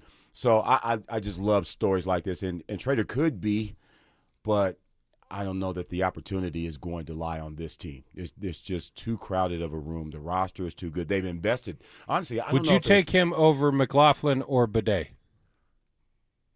From what you've seen, and I know it was very limited action that we got to see, but he did shine when given the opportunity to the other night. And I'm not even saying that those two guys didn't play well. I told you when we started off the show, I was like, Bidet just solidified the deal, and then Jaleel McLaughlin came back and played, made some plays as well, and I think they want him to be successful. I think the fumble in Atlanta is going to ultimately maybe be the end of McLaughlin, but then you have Schrader, dude, I know it's not going against the elite talent that you're going to see Sunday in and Sunday out, but when given an opportunity, that's all you can ask for as a coach, right? If we give you the shot, like Sean Payton said, make me turn my chair around. Yeah. And I thought he did. Here's the thing. You're also talking about RB4. And you're talking about 3 guys for that position. Now, honestly, I think it depends on how Sean Payton approaches this situation in general. His general MO is to go with the guy that he's familiar with. That's typically how he operates. And that's kind of the devil situation. But if it's the 4th guy, why not give the guy that you don't know what he brings to the table an opportunity? Because you watched Tyler Bidet in the AFC Championship, underwhelming. Jaleel McLaughlin, you barely watched play at all last year. So could some new blood kind of spark the room a little bit? That would be fun if that was the case. But Sean Payton in general says, you know what, at least I know what I'm getting in Bidet or McLaughlin. You say it doesn't matter. Like the play that probably cost the Broncos their season, who was on the field? Bidet. Yeah, and missed his assignment as well. Ultimately, it falls on Jarrett Stidham's hands, but you may get that opportunity. Like, it's hard to get through a 17-game schedule playing the running back position and be able to play all of the games or not need spells throughout it. Now, you're right. Ultimately, whatever that decision is, it's going to be minimal. At least you would hope so going into it, because then that would mean Dobbins stayed healthy, Harvey's doing his thing, and Coleman's getting his work as well. The only other way that you really kind of crack it is on special teams play, which you could have said Bidet probably takes that nod over McLaughlin there because Bidet plays good special teams. But Schrader was out on the special teams last night or the other night. Can't grow into that type of position, that type of role. That's what I'm saying. You know, he can – and young, hungry, cheap, all those things. I mean, you're not going to break the bank on any of these guys. But if you've got something that can be developed, because at this point you probably feel like you know who Tyler Bidet is. Is he going to get exponentially better? Is Jaleel McLaughlin going to get that much better? But could this kid – you don't know. No. You don't know. And is it worth sticking or keeping him around to find out? I would like it because it's exciting. There's some new energy and some new juice. And like I said, you know what you got with those other two guys. Yeah. I was just I was pretty dang impressed with it. No doubt. The other night. So and I was impressed with like knowing that your job was on the line. I like the way that all the guys performed, to be honest with you. And I told you, it looked like it was a back and forth battle. But those guys knew, like, hey, man, this could be my future on the line. I have to go out and perform at a high level. I don't think anyone really kind of played poorly enough in that specific game to cost themselves a job. Now, you don't forget about the fumble in Atlanta. You don't forget about, like, missed assignments here or there. Those are the tough decisions that you're going to have to sit down with that positional coach. Let me ask you this. How does that roll? How much influence does the positional coach have to influence the ultimate decision? Or is this Sean Payton, George Payton sitting down going, yeah, you're the coach of that position group and you're in those rooms and you can give us a little, but ultimately we get the final say? I would say in a three-man race like that, there's going to be an intangible that might put you ahead of another player. And that's something the positional coach would have some direct insight on because they spend the time in the room, they spend time in practice with them, and they know their personality. So is he a yes coach guy or is he kind of a bad body language guy? It's little things like that might give you the edge that, yeah, you want to know from the guy that's been spending the most time around him. So I would say. So like Friday night, is he like, get me a report on these three? Who, Sean? Yeah. Or is it he's around them? He's around them. I wrote the report. Yeah, I wrote the report. The player, he knows what's going on. But I couldn't see a situation where you've got three good players and you don't get as much information as you possibly can. And it really does. It's probably coming from the scouting department. It's coming from the finance department. Everything, all the above. Everybody's got to have some input because honestly, I look at all three of them. All three of them are going to be on an NFL roster somewhere. Yeah. One of them is going to be here. One out of those three. One of those three. So you think they'll keep four there. And don't doubt me on this because I'm the same guy that told you Deshaun Watson is going to be the quarterback in Cleveland. You're also the same guy who told me that Aaron Donald's not coming back. Hey, man. He coming back. Hey, man, it's 50-50 proposition. Hasn't yet. Hasn't signed yet. Just saying. No. That's a dude who can wait till he feels doubt. like he wants to come back. But don't you guys feel if I'm in, I ain't taking that trip down to Australia. I'm good. I'll wait till y'all get back. But don't you guys think all three players are going to be on the NFL roster somewhere? Like they're NFL guys. Oh yeah, probably. Yeah. I mean, how much they'll impact a roster, I don't know, but I believe they're all talented enough for sure to be. Yeah, tough decision. And to be honest with you, like Schrader's the new shiny toy just because we got to see it the other night. You could have asked me who he was or told me to point him out in a lineup Friday at 3:00 in the afternoon. I don't know. He's played one NFL game with the Rams in 24. Cody Schrader.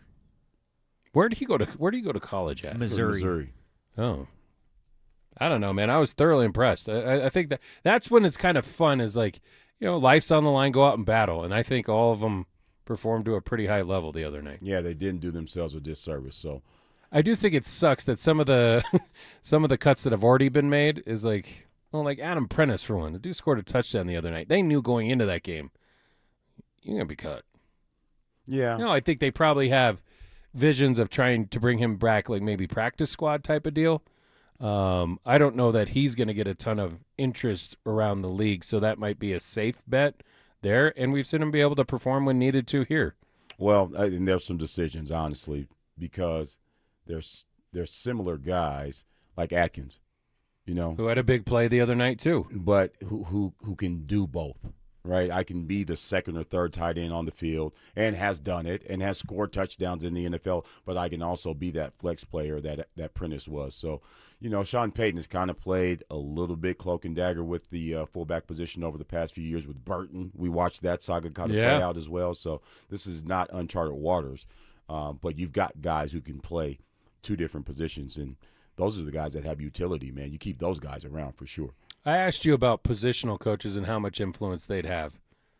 Do they maybe have more influence within the actual defensive coordinator or offensive coordinator?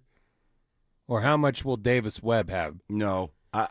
Listen, I don't know this firsthand experience. I didn't play in the NFL, hadn't been in the scouting department, but I would say the answer should be no because of your organizational chart.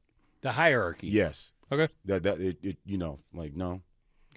I thought it was pretty cool the other night too, like just seeing Sean Payton kind of accept the role of not doing the play calling anymore. He's coaching more, and not just offensive guys, right? I forget who he was yelling out at the defensive side of things, but the camera was on him for a while. He kept pointing at him, told him good job. He put a thumbs up, and he was like, good job. Then he told him wrap up. Yeah. And then he said good job, and then he made sure he got a thumbs up again, like good job. Think about how much juice that gives him. Like how much fun. So on the practice script, he's got float next to his name. That means I can just walk around the practice the whole time and see what these guys are doing. And that's fun, man. It really is. Well, plus, as a head coach, that stuff matters. Like, I know you realize it. Like, when you step on the field, your players are probably, oh, Coach Reese is here. Now I have to, focus a little more. I coach high school kids. I know. That doesn't matter, though. Listen, so, I coached the sophomore team last year baseball, but the head coach came over during a game one time, and all of a sudden, it's not like they don't fully respect that. It's a different vibe. But when it's the head guy, they're like, oh, dude. Straighten up. That's the ultimate goal, is to get to that guy's roster, right?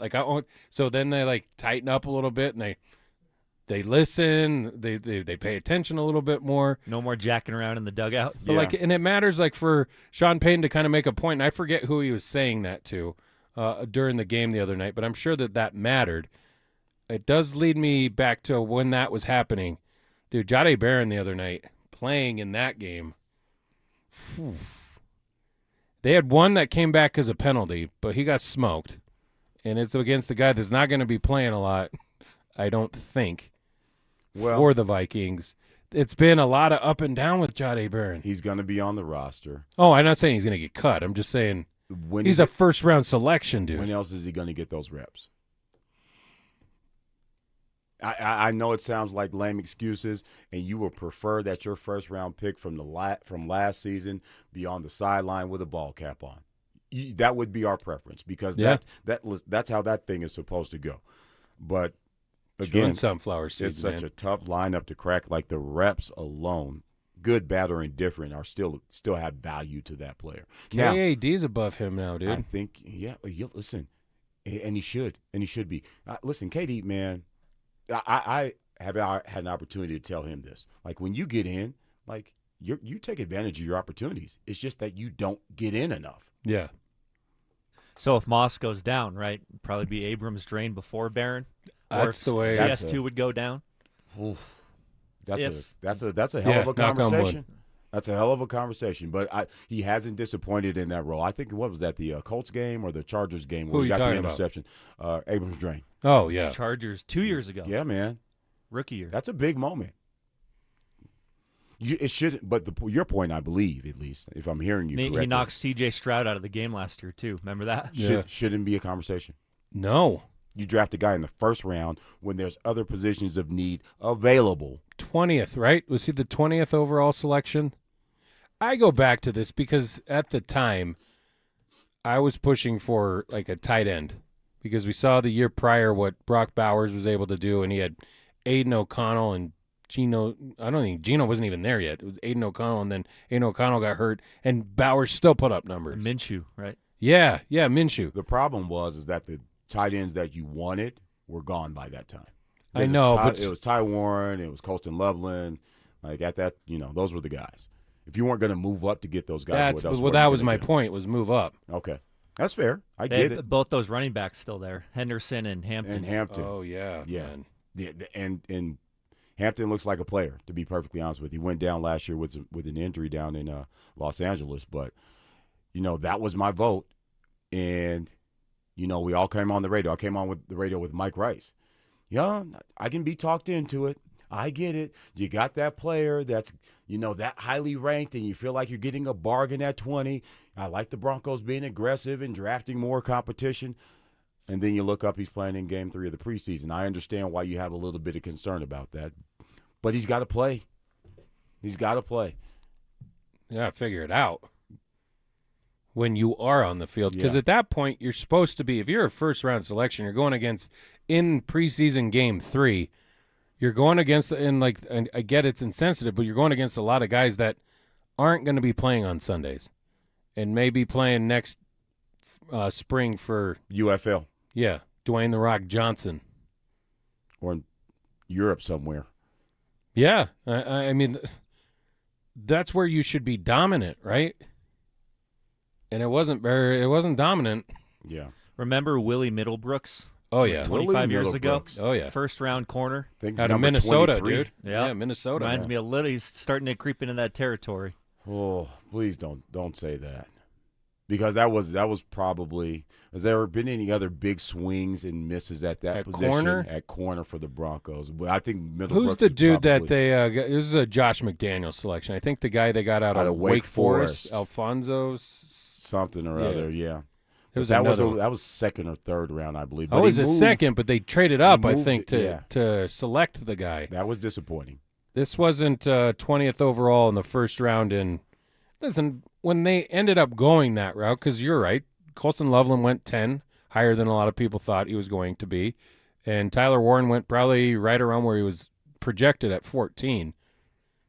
But to Beck's point, you had the other running backs that were still there. You just want to see that. That would be like over the past 5 years, George Payton's like, come on, man, let's go. You were a safe pick.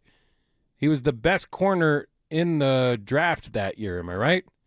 I know it wasn't like an overly deep draft for that position, but he was the best one, hands down. Supposed to be. He won the best cornerback award over Travis Hunter. Ask Deion Sanders, hey, man, that was a travesty. Hey, you could have my Jim Thorpe. Deion Sanders said, you could have my award. Yeah, that one didn't make much sense. Dude's winning a Heisman Trophy, and somebody's saying he's a better corner than you. Couldn't give him everything. Oh, man. It'll be interesting to see how it kind of plays out. It'll probably filter in throughout the day on decisions being made. Go ahead. Alfonso Smith, Demon Deacons, drafted 37th overall in the 2009 draft. And, yes, the Broncos did move around in order to get him in. Yeah. That was fairly disappointing, yeah. So, no, I don't want to see Barron's name added to this list of infamous picks that the Broncos reached for and didn't work out, and then Hampton goes on to go to the Pro Bowl 3 or 4 times, and you're like, you could have had that dude, because we have quite a few coulda, shoulda, wouldas around here. Well, you're going to have a big question, and it doesn't really play into this season, although you need to see the development continue for a guy like Jahdae Barron, but it won't really play into it. But in the offseason, when you have the decision to pay Riley Moss, Jaquan McMillan, But that was what it was. The Broncos were trying to get in front of that decision. Right. Well, the answer is not the one that you were expecting. Yeah. So in that regard, it was smart. But it's just not working out the way that it should, honestly. You would expect that guy, a first-round corner, to overtake that position. What did Sean Payton say? Hey, man, I hit the button, turn my chair around. Yeah, you made me. I can't help but put you on the field. Well, and listen, this is a kind of just the coach's perspective on making these decisions today and what it means for the future. Finish saying this in the locker room. Oftentimes in those tough meetings the next 2 days, within a month, within 2 months, all of a sudden a player will be back in your building. That happens. So nothing's changed relative to this time of the season. The big change, obviously, is when we went from 4 to 3 preseason games. The roster has to be down by 4 o'clock Sunday, and then Monday, practice squads will be formed. And so our practice Monday gets pushed back a little later because of that. Won't be surprised if some of these guys that get told no now in a month or two because of whatever reason, typically it's due to injury and depth concerns, right? That you're going to bring some of these guys back, but I don't know, man. Jahdae Barron, 51.5 overall grade. That's 99 out of 114 corners, 108th out of 114 corners in coverage grade. In pass rush, obviously we don't care about that much, but 83rd of 114. Played better. I don't know that I could put it any better than that. My goodness. All right, we've talked a lot about the what decision, who stays, who goes, but let's get into the actual projections of the guys that we know will be big parts of the Broncos 2026 campaign. We kind of dive into that next. Think you know the NFL better than everyone else? Prove it. Denver Sports 104.3 The Fan's NFL Survivor Challenge is here for the 2026 season. Each week, pick one NFL team you think will win their game. If your team wins, you survive to the next round. If they lose, you're out. The catch? You can only use each team once all season long, so choose wisely. It's free to enter, and the last fan standing will win $2,500. Head to denversports.com/survivor to join today. Denver Sports 104.3 The Fan. Brandon Stokely here for ROX Rocks Heating and Air. Time is running out. Heat pump rebates are being cut in half October 1st. Heat pumps are the best option for your home. They cool in the summer and heat in the winter. They offer superior comfort and efficiency compared to your old air conditioner and furnace. The countdown is on. Don't wait. Colorado's heat pump experts, ROX Rocks Heating and Air. Now play that jingle. HVAC service, installation, repair. ROX Rocks Heating and Air. T-Mobile is launching something no other wireless network offers. Introducing Nothing. Pay nothing today and walk out of the store with a new phone. What did he say? Nothing. You definitely said something about nothing. Exactly. Go to T-Mobile, pay nothing up front, and leave with a new phone. Wait, nothing rules. She gets it. Hey, thanks for nothing. For the first time ever, switch to T-Mobile, pay nothing. No taxes, no fees, no money down. And walk out with a new phone. There are 250 reasons to choose T-Mobile, and now nothing is holding you back. On eligible devices with qualifying credit plan and 36-month finance agreement. Get in the zone, AutoZone. Welcome to the end of summer sale at AutoZone. We're celebrating the end of long days and short nights with big deals for a short time. Like on Wash and Wax, you can get 3 Meguiar's products for just $20. Need new brakes? Duralast brake pads are free with the purchase of Duralast rotors. We've also got oil deals and more. We're ending the summer right with the end of summer sale at AutoZone. Get in the zone, AutoZone. Restrictions apply. Hey everybody, Cecil Lamb here for my friends SodaDietAndNutrition.com. And right now you can call 866-800-SODA because they've extended their 4-week offer through the end of August. That's right, 4 weeks free. Call 866-800-SODA. Mention the fan, 866-800-SODA. Tell them the fan sent you. Tell them Cecil Lammy sent you to get those glorious 4 weeks free. And imagine 4 weeks from now, you could be looking better, feeling better, ready to go in the fall here at the end of August. So love it. Love SodaDietNutrition.com. Why don't you go to the website there as well, because Soda has over 10,000 positive Google reviews. I'm one of them, by the way, because 5 years ago I lost 60 pounds. 60 pounds gone with SodaDietNutrition.com. Why? I had a degreed nutritionist set up a dynamic diet for me, custom fit for my lifestyle, my schedule, my food preferences, all there for me, and I was able to lose the weight in a good amount of time. 5 years ago, lost 60 pounds, never going back, because SOTA is, say it with me, state of the art. Hey, good morning. You're heading to the airport, right? Yep, thanks for checking. I like the car. How long have you been a rideshare driver? About 3 years now. I really enjoy it. Isn't it hard to make money these days with the price of gas being so high? Not for me. I use Upside, the free app that gives you cash back for every gallon of gas you buy. Wait a minute. Are you saying you actually get money back when you get gas with the Upside app? Yes, I get cash back every time I get gas. Does that actually add up to anything? I'll make around $200 to $300. Wow, that's serious extra cash. I'm downloading the Upside app now. Download the free Upside app now to earn cash back every time you buy gas. Use promo code TOOL for an extra 25 cents a gallon bonus on your first tank. You can cash out anytime, right to your bank account or a gift card for Amazon and other brands. Just download the free Upside app and use promo code TOOL for a 25 cents a gallon bonus on your first tank. That's code TOOL. Offers vary by user and location. Go to upside.com for terms and details. Hey guys, it's that time of year again to prepare for a great lawn next spring, and no better products than Rich Lawn Winterizer, Easy Green Grass Seed, and Revive Ready Spray. Feed your soil at the roots with Rich Lawn Winterizer, an organic-based fertilizer to naturally crowd out and prevent future weeds. Overseed with Easy Green Grass Seed, a premium seed blend that is fast germinating and low maintenance, and revitalize your lawn with Revive Ready Spray, the fast-acting organic-based lawn treatment for thicker, greener grass. With Rich Lawn and Revive products, you'll have the perfect fall lineup for your yard. Denver Sports 104.3 The Fan presents Kyle Reese and Marcello Romano.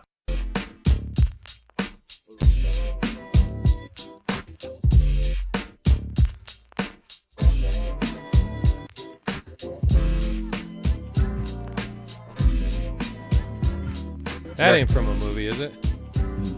No, same song as from Nothing But Trouble, and that's when we first saw Tupac. But Nothing But Trouble? Nothing But Trouble. What's that? That was Is it a movie? Yeah. Was it Chevy Chase? It might have been Chevy Chase and Dan Aykroyd. When they get when Dan Aykroyd's that ugly judge that looks like Vic Fangio? Yeah. I didn't know Tupac was in that. The same song was on that soundtrack. All around the world, same song. Oh, gotcha. John Candy, Dan Aykroyd. Yeah. Doesn't he look like Vic Fangio? That's jacked up. that judge does. Give me the meatball. I call defense. All of the meatballs and all of the pasta. All right, question of the day. Songs that were made for movies are now synonymous with them. We got Eye of the Tiger. Good one. That one's kind of cool because Rocky has two anthems, right? The original Rocky soundtrack, which we all recognize when that music plays, and then Eye of the Tiger, of course. Then you have songs these are just the instrumental ones, like Indiana Jones, Superman, Star Wars. Got any others? Yeah. Dirty Dancing. I know you nominated that one earlier. That was me. I've had the time of my life. Oh, man. It was the 80s, though, man. I don't feel like that happens anymore. No. I was talking about that the other. You remember TGIF? Oh, yeah, man. You're too young for this because I think that was about off the air when Bex was born. But, we used to have a lineup of shows, and it was called TGIF, Bex. It was Thank God It's Friday. And it was Full House, Family Matters, Step by Step. All had great theme songs too. Yeah, and then there was always a fourth that they kept kind of shuffling in. Yeah, and that out didn't never fit. Yeah, they didn't get renewed, so they have never curled all the way over. Happened on Sunday night too. Oh yeah, the Simpsons and Living Color, and then a whole bunch of other stuff. Yeah, and then back in the day, they had the Wonderful World of Disney or Magical World of Disney on Sunday nights. Remember, they'd have one movie each week. They don't do it like that anymore. I'm the hell with that. I'm watching it in living color. Oh, my goodness. You brought up Footloose earlier, so that's another way you can get involved with the show today. We've been talking about the Broncos and it being cut down day, who stays, who goes. I'm more interested in the fact, or not the fact, the question or projections, Kyle, on what you think you can expect out of this Broncos team this year. I have a couple questions that I want answers from you on. One, they had 68 sacks last year. Do they improve upon that number? No. Is it substantially lower, or is it right around the same? If it's 59, that's still pretty damn good. Sign me up for that. Okay. I think, well, Zach Allen said that they were going to beat the sack record, which was kind of, here's what's crazy. The team turned the football over 14 times last year defensively. They had 68 sacks. How are there not more strip sacks Poorly or coached. fumbles? Poorly coached. By who? I don't know. I'm just throwing it out there. I mean, you can preach that though. Like Von Miller was amazing at it. He got it down in Super Bowl. Like Von Miller at times, like when he knew he had the quarterback dead to rights, I'm tackling the ball. I'm no longer Cam Newton. You're going down Just one the way. Super Bowl or the other. highlight alone is like the you ball's can coming see out. his eyes go from head to ball and just like, I'm taking that. No matter what. Well, and we saw it against the Packers, right? We saw when they challenged Surtain, he was going after the ball all the time. Christian Watson. Yeah. Yeah. Listen, you're going to get the yards, but I want the ball.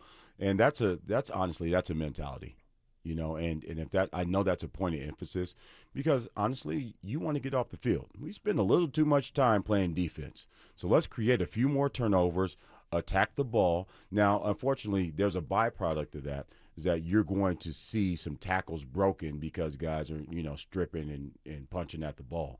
And that just happens when you kind of shift your focus a little bit. But I'm okay with that because, you know, if you create an opportunity or two per game, you know, the Broncos, the hell with that third place finish in the AFC West. Yeah. That's going to make a huge difference. So then if you think you're at 59, who's your sack leader this year? Benito? Yeah, it's still going to be Benito. I mean, I don't think there's been a coordinator that's been able to figure out what to do with his speed and then how he's kind of incorporated a little bit more of a power game. It's a really difficult puzzle to solve. Now, don't discount Jonah Ellis. Okay. He can be right up there. Like, what did Jonathan Cooper give you, 8 and some change, 8 or 9 last year? I thought it was 9. It was 9 last year. Ellis is more than capable of giving you that, especially if he has an expanded role because Cooper is not available. Or a combination of Ellis, Q Robinson. Sign me up. It can absolutely be that. But 68, man, that's just, you know, I appreciate you being ambitious, but damn. Yeah, like I didn't realize how close to the record they actually were. Some like crazy good defenses. And I think there was the Eagles of 22 are the most recent team to have cracked that list. But you're going back to like monsters of the Midway, and I'm not even talking about the 85 Bears. It's the 84 Bears that have the record, I believe. And that was 16 games. Yeah. So, I mean, that's I did the math. I didn't do it in my head, so don't give me too much credit. But that's 4 sacks a game at 68. Yeah. That's you know, that's a lot of action for. I mean, you think about those games last year when Geno Smith was like, just like, get these guys off me. I was there, man. Yeah, just limping back and forth. It's awful. Yeah, could you imagine having a game plan for those guys? So, you know, if it's not 68, who cares? Defensively, I think you'll probably see a little bit more emphasis. Obviously, we're going to see more emphasis on trying to take the ball away. Hopefully, Hufanga was on the jugs machine a lot this past off season. I do find it interesting, though, the way that Matt LaFleur kind of came into that preseason game. I know it's a preseason game. And you probably don't just go right at Pat Surtain early like that normally. But do you think he's going to get challenged more by opposing offensive coordinators? Or do you think his reputation still kind of just locks down that third of the field? And they may take 1 or 2 shots at it, but it'll be movement and hopefully you can mess up a coverage or something. I think you scheme it up in a way. I don't think you just challenge him on traditional routes. So you're not going to run a go ball at them. You're not going to run a whole lot of like comebacks and things like that. But if you watch like Jamar like Chase, rubs. Yeah, well, there's one, right? But Jamar Chase did a really good job a few years ago. And then the play with Watson, those are crossing routes where he's in a position where he has to chase you across the field. Yeah. You know what I mean? That's where you're going to see Patrick Surtain attack because that's just a terrible position for a corner to be in. Yeah, running after a guy. Yeah. So remember when Aqib Talib got knocked out of the game? AFC Championship. Welker. That was mesh. Those were shallow routes, right? And that was kind of intentional. Oh yeah. It definitely wasn't an accident. That's what you're going to see, the positions that defense or offensive coordinator are going to put Patrick Surtain in. That's All the right. only way to attack him. All right, real quick before we get to a break, because I know Alex has questions coming up. Offensively, I think one of the best ones out there, like, I don't even remember, I think it was 4-1 that they don't think Bo Nix can get above 30 touchdown passes this year. Am I crazy thinking that that's easy free money? Is that your tease? No, Oh, I'm no. asking No, because you're asking me right Alex now. has questions. Okay. I'm Okay. asking you a question right now. 30 touchdowns. He had 29 in his rookie season. I think he had 25 last year. But I think when I looked at it last, it was like 38. He's capable of getting 30 touchdowns, for sure. I don't think it's easy money. Really? And honestly, I hope he doesn't. Why? Because I hope they have like 15 on the ground. Maybe well, 20, I mean, maybe you have 21. to incorporate You know what I some mean? of those passing touchdowns would be to R.J. Harvey, Sure. J.K. Dobbins, maybe Jonah Coleman. Awesome. Here's the one thing about Bo, and here's the second question I'm going to ask you before we get Alex's questions. Will you have one 1,000-yard receiver, or could you possibly have two? Now with the addition of Waddle, we know Sutton did it last year. Troy Franklin, I think, was at 700 yards last year. You have two. Because here's what Bo's really good at, is distributing the ball. So 18 touchdowns on the ground last year. So if that number expands out to 22, 23 or something like that, and you have to take one or two of those away from Bo in the passing game, I think the Broncos are actually a better team if that takes place. So I'm cool if he doesn't get to 30. He's absolutely capable, right? And he's pretty good about not putting the ball in harm's way in certain situations. But it doesn't have to be that. He doesn't have to continue to make plays in order for the Broncos to win. As a matter of fact, I think it's proven that, if he makes fewer plays and the running game is better, the Broncos will have a better offense. Well, we've been saying that for the last couple of years. The last 2 years. They've got to run and the this ball. is the year where Bo should actually probably take more strides than the needed running game, which he needed in his rookie season and his sophomore campaign. All right, we get to a quick break. Alex, you got questions? I got some questions. We got answers. The deal is done, and Cale Makar just made NHL history. The Avalanche superstar has officially signed the richest contract in league history. 8 more years in Colorado at a staggering $20.4 million per season. The face of the franchise is locked up. The record has been shattered, and Makar isn't going anywhere. What does the historic deal mean for Makar, the Avs, and their championship window? Denver Sports 104.3. The Fan. What's going on, everybody? It's Philip Lindsay, and in football, trust is everything. You trust your teammates, your coaching staff, and the people who have your back, on and off the field. That's exactly how I look at buying jewelry. I've been shopping at Williams Jewelers for years because they're Denver born and raised, family owned, and they genuinely care about their customers. They're not just trying to make a sale. They're going to take the time to explain what you need to do and what you're getting ready to buy. Walk you through every step in detail so you feel comfortable about buying that diamond that you're looking for. I picked up rings, earrings, and gifts there for special people in my life. And I'll be honest with you, my wife loves everything I have brought home from Williams Jewelers. That makes me look really, really good. And football season is back, of course. And if you're thinking about making that big play for someone you love, do what I do. Go to the team you trust. Williams Jewelers even guarantees the best price in Colorado, guaranteed, like I said earlier, so you know you're winning. Stop by Williams Jewelers in Cherry Creek North or Inglewood and see why they've earned my trust. And let them know when you step through one of those beautiful doors that Philip Lindsay sent you. This is a special alert to all Americans who own a vehicle with less than 200,000 miles with an auto warranty about to expire or with no warranty coverage at all. Due to a decline in the economy, CarShield is announcing a low-cost month-to-month vehicle protection plan that is now available to the public to save any driver out-of-pocket expenses on future auto repairs. Call now to find out how you can pay almost nothing for covered auto repairs.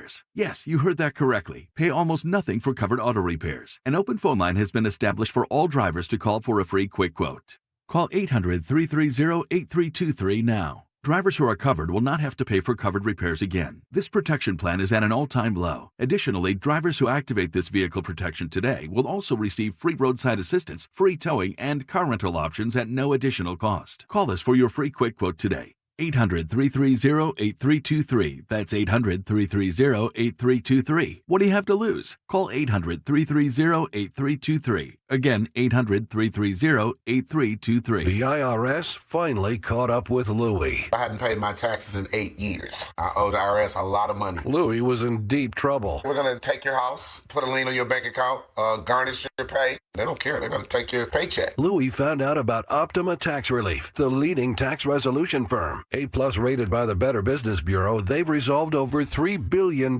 for their clients. Optima Tax, they help me. They calm me down. They make me feel comfortable, and I trust them. Louie has a lot to be thankful for. I don't owe the IRS anymore, and I'm able to live a comfortable life, a lot better life. It was because of Optima Tax. For tax help you can trust, call Optima now for a free consultation. Take it from Louie. If you owe the IRS, don't go it alone.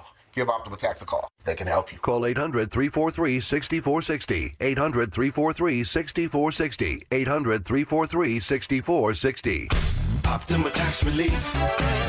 Testimonial from an actual client. Some restrictions apply. For complete details, please visit OptimaTaxRelief.com. Usually when something sounds way too good to be true, it is. Imagine someone says you can cut your mobile bill in half. Sounds like a fantasy, but with Xfinity Mobile, it's the real deal. Because when you have Xfinity Internet, you can cut your mobile bill in half. Plus, try Xfinity Mobile free for a year. No commitment. That's a whole lot of streaming, sharing, scrolling, and whatever else you can do with your phone. All for half the price and none of the commitment. That means you'll save big over Verizon, AT&T, and T-Mobile. Now, all you have to do is think about how you'll spend all that extra money. Call them at 1-800-XFINITY or go to XfinityMobile.com or visit a local Xfinity store to switch today. Restrictions apply. Savings compares to one line of Xfinity Mobile Select to comparable plans of T-Mobile, Verizon, and AT&T as of 3/24/26. Taxes, fees extra, $30 monthly discount limited to new mobile customers only after 12 months. Regular rates apply. Denver Sports 104.3 The Fan presents Kyle Reese and March.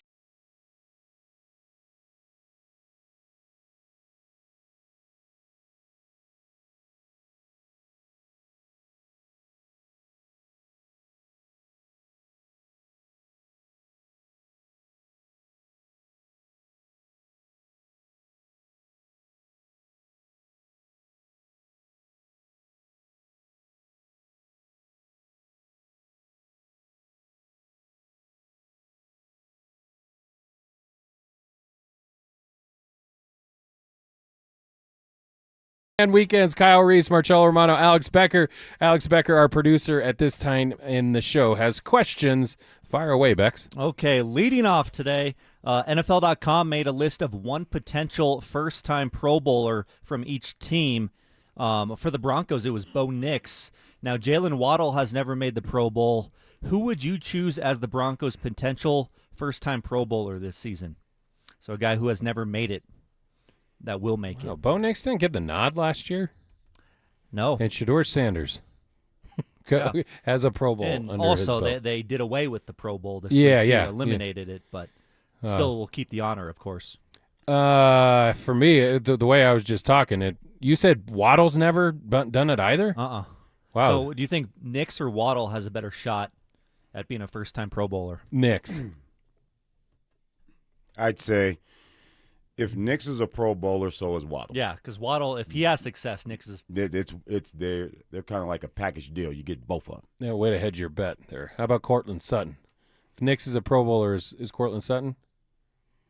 I think we've seen that show before. I'm sticking with Waddle. Okay? Gotcha. Here's my pick. I think Jonah Ellis can do it. I think the window of opportunity is opened up for him. Man, you love this player. I honestly do. Like he's relative Did you coach to him or his brother? His brother. His brother, Christian. Relative to Christian, he's a pretty good damn player. I'm not going to argue that. I mean, their football pedigree that family has is ridiculous. It is pretty amazing. But yeah, his pops played here. Yeah, Luther. Yeah, Luther but I Ellis. mean, he made his name in Detroit, right? Exactly. And then When Herman remember Moore he was had there. the Real Sports special. Yeah. About buying too much crap. That was when we really got first got exposed to like athletes and money and that was I can't forget that. But yeah, I like Jonah Ellis the player, but I remember watching him at Utah and his motor, man. He just never stops getting after it. So yeah, I'm high on him. I'm bullish. So, yeah, give me that guy for a potential Pro Bowl season that has never done it. I'd have to look at the list, too, like who else hasn't been a Pro Bowler. It's a short list. I mean, like, Hufanga's been an All-Pro. Yeah. PS2. I mean, who else are you going to put on that list? Brandon Jones. Has Brandon Jones been?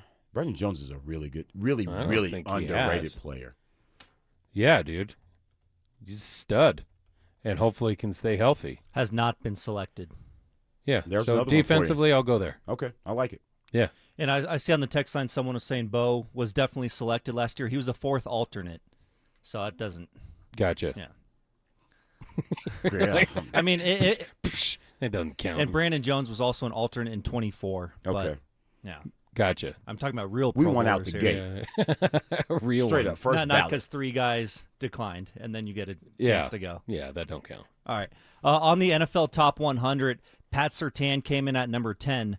Some players that were ranked behind PS2 were Justin Jefferson, Patrick Mahomes, Jamar Chase, Derrick Henry, James Cook, Jonathan Taylor, Max Crosby, Will Anderson, Aiden Hutchinson, Danielle Hunter, and Devin Lloyd. Would you rather have any of those players, maybe with the exception of Mahomes, over Surtain? Oh, man, when you say Devin Lloyd, and he's mentioned in that, the fact that the Broncos weren't more aggressive in free agency on Devin Lloyd, and then you mention his name in the top 20 players in the league. That's. But you'd rather have him than PS2? That was the question, right? Yeah, any of those players, like Justin Jefferson, Chase, No. That's Will not, Anderson, no, Crosby. No, we're not saying. No, we're not saying. I'll tell you one that would actually give me pause, and I wouldn't take him over him, but it would make me think about it, would be Will Anderson. Dude's a freak. Words out of my mouth. Like, unbelievable. I don't think I'd take any of them over PS2. Same type of impact, though. I mean, Yeah. game-changing impact. Yeah. Do you think corner's less important than wide receiver, running back, and pass rusher? Because the majority of those guys play one of those 3 positions. For me, it goes. Here's the hierarchy on any football team: quarterback, left tackle, and pass rusher, then corner. Corner's 4th? Yep. Ooh, I don't know that they view that way in the NFL I don't anymore. care how they view it. No, I'm just saying. I think it's cyclical. Okay. Like, listen, Clinton Portis was an amazing running back while here. The Broncos were getting torched year in and year out by Peyton Manning.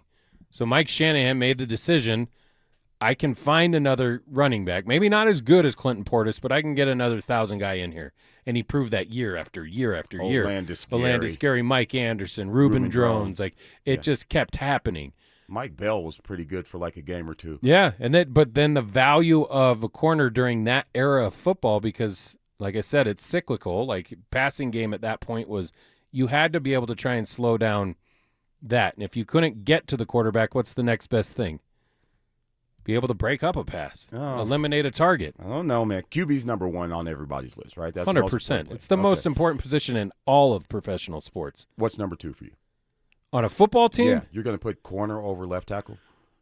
Oh no, I didn't say that. No, No, I think corner could drop down to 5 or 6. To be honest with you, now with the way that not that it, So I don't think had it at 4. Yeah, What would you have it for instead?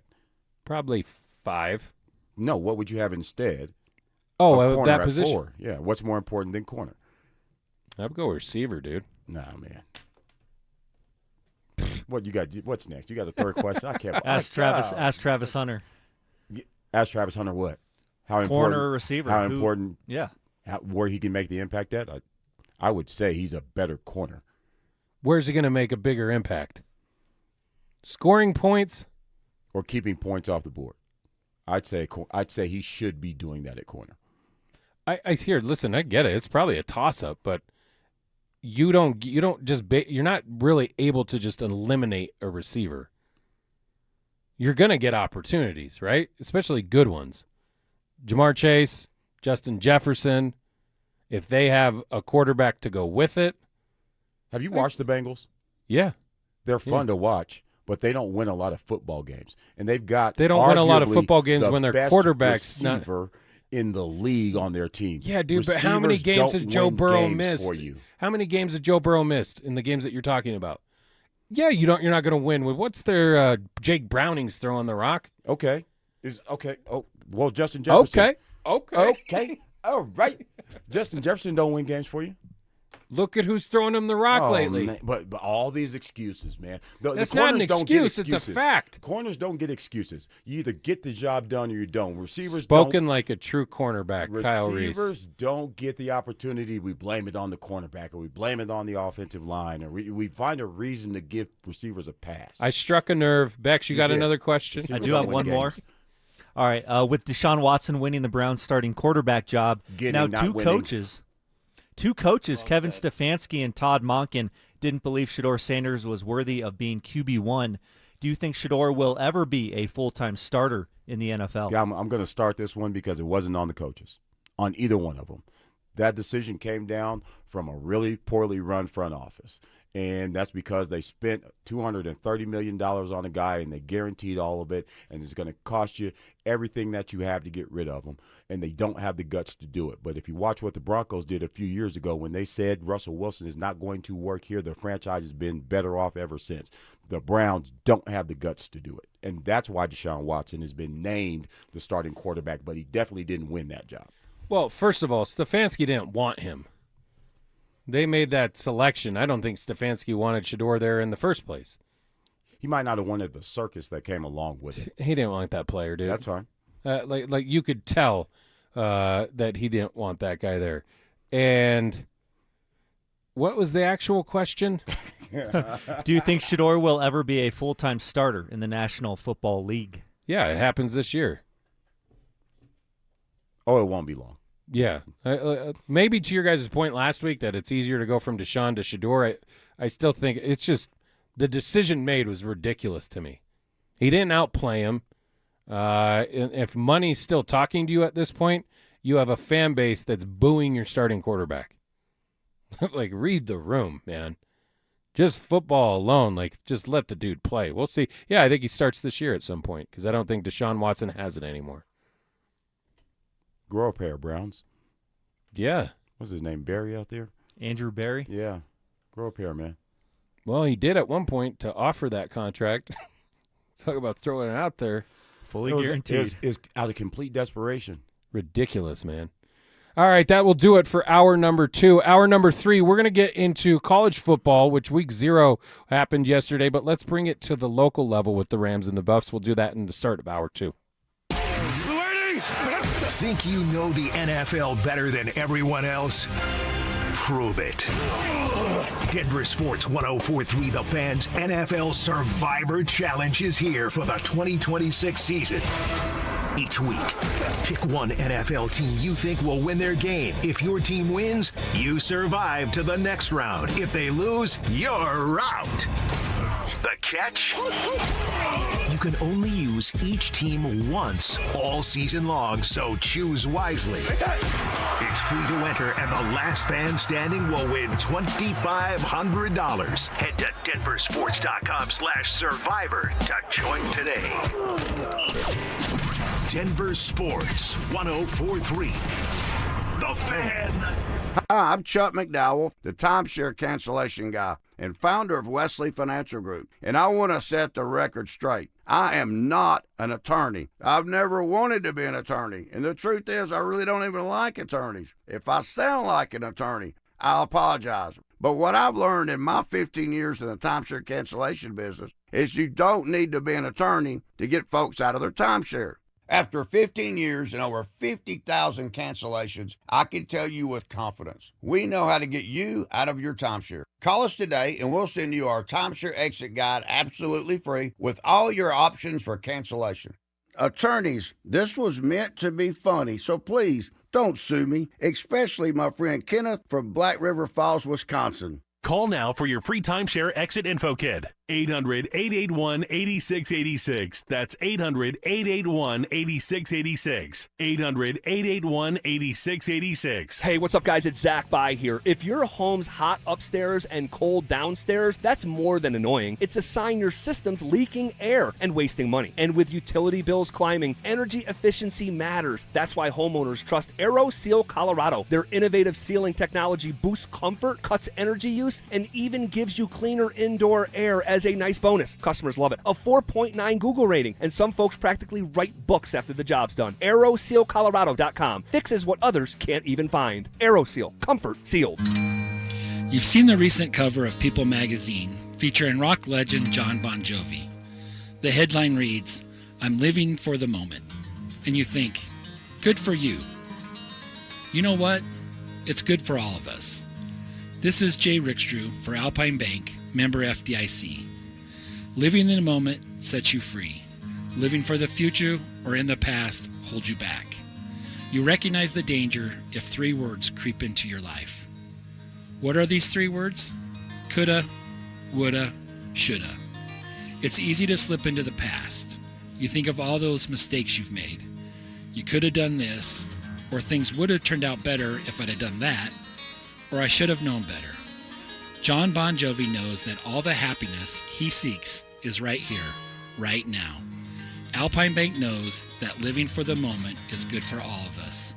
Hey everybody, Cecil Lamb here from my friends SodaDietAndNutrition.com. And right now you can call 866-800-SODA because they've extended their 4-week offer through the end of August. That's right, 4 weeks free. Call 866-800-SODA. Mention the fan, 866-800-SODA. Tell them the fan sent you. Tell them Cecil Lammy sent you to get those glorious 4 weeks free. And imagine 4 weeks from now, you could be looking better, feeling better, ready to go in the fall here at the end of August. So love it. Love SodaDietNutrition.com. Why don't you go to the website there as well, because Soda has over 10,000 positive Google reviews. I'm one of them, by the way, because 5 years ago I lost 60 pounds. 60 pounds gone with Soda. DietNutrition.com. Why? I had a degreed nutritionist set up a dynamic diet for me, custom fit for my lifestyle, my schedule, my food preferences, all there for me, and I was able to lose the weight in a good amount of time. 5 years ago, lost 60 pounds, never going back, because SOTA is, say it with me,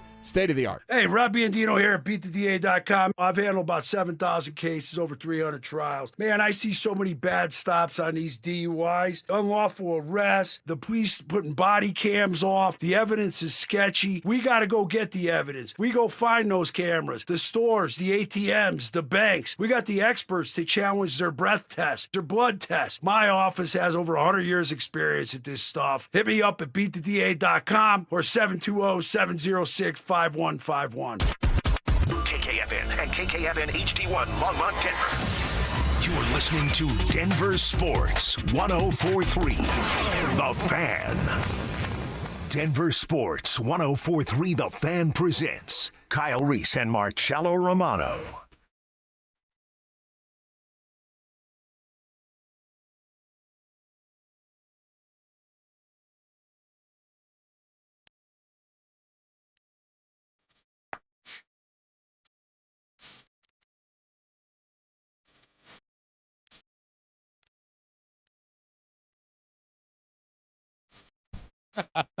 You jamming?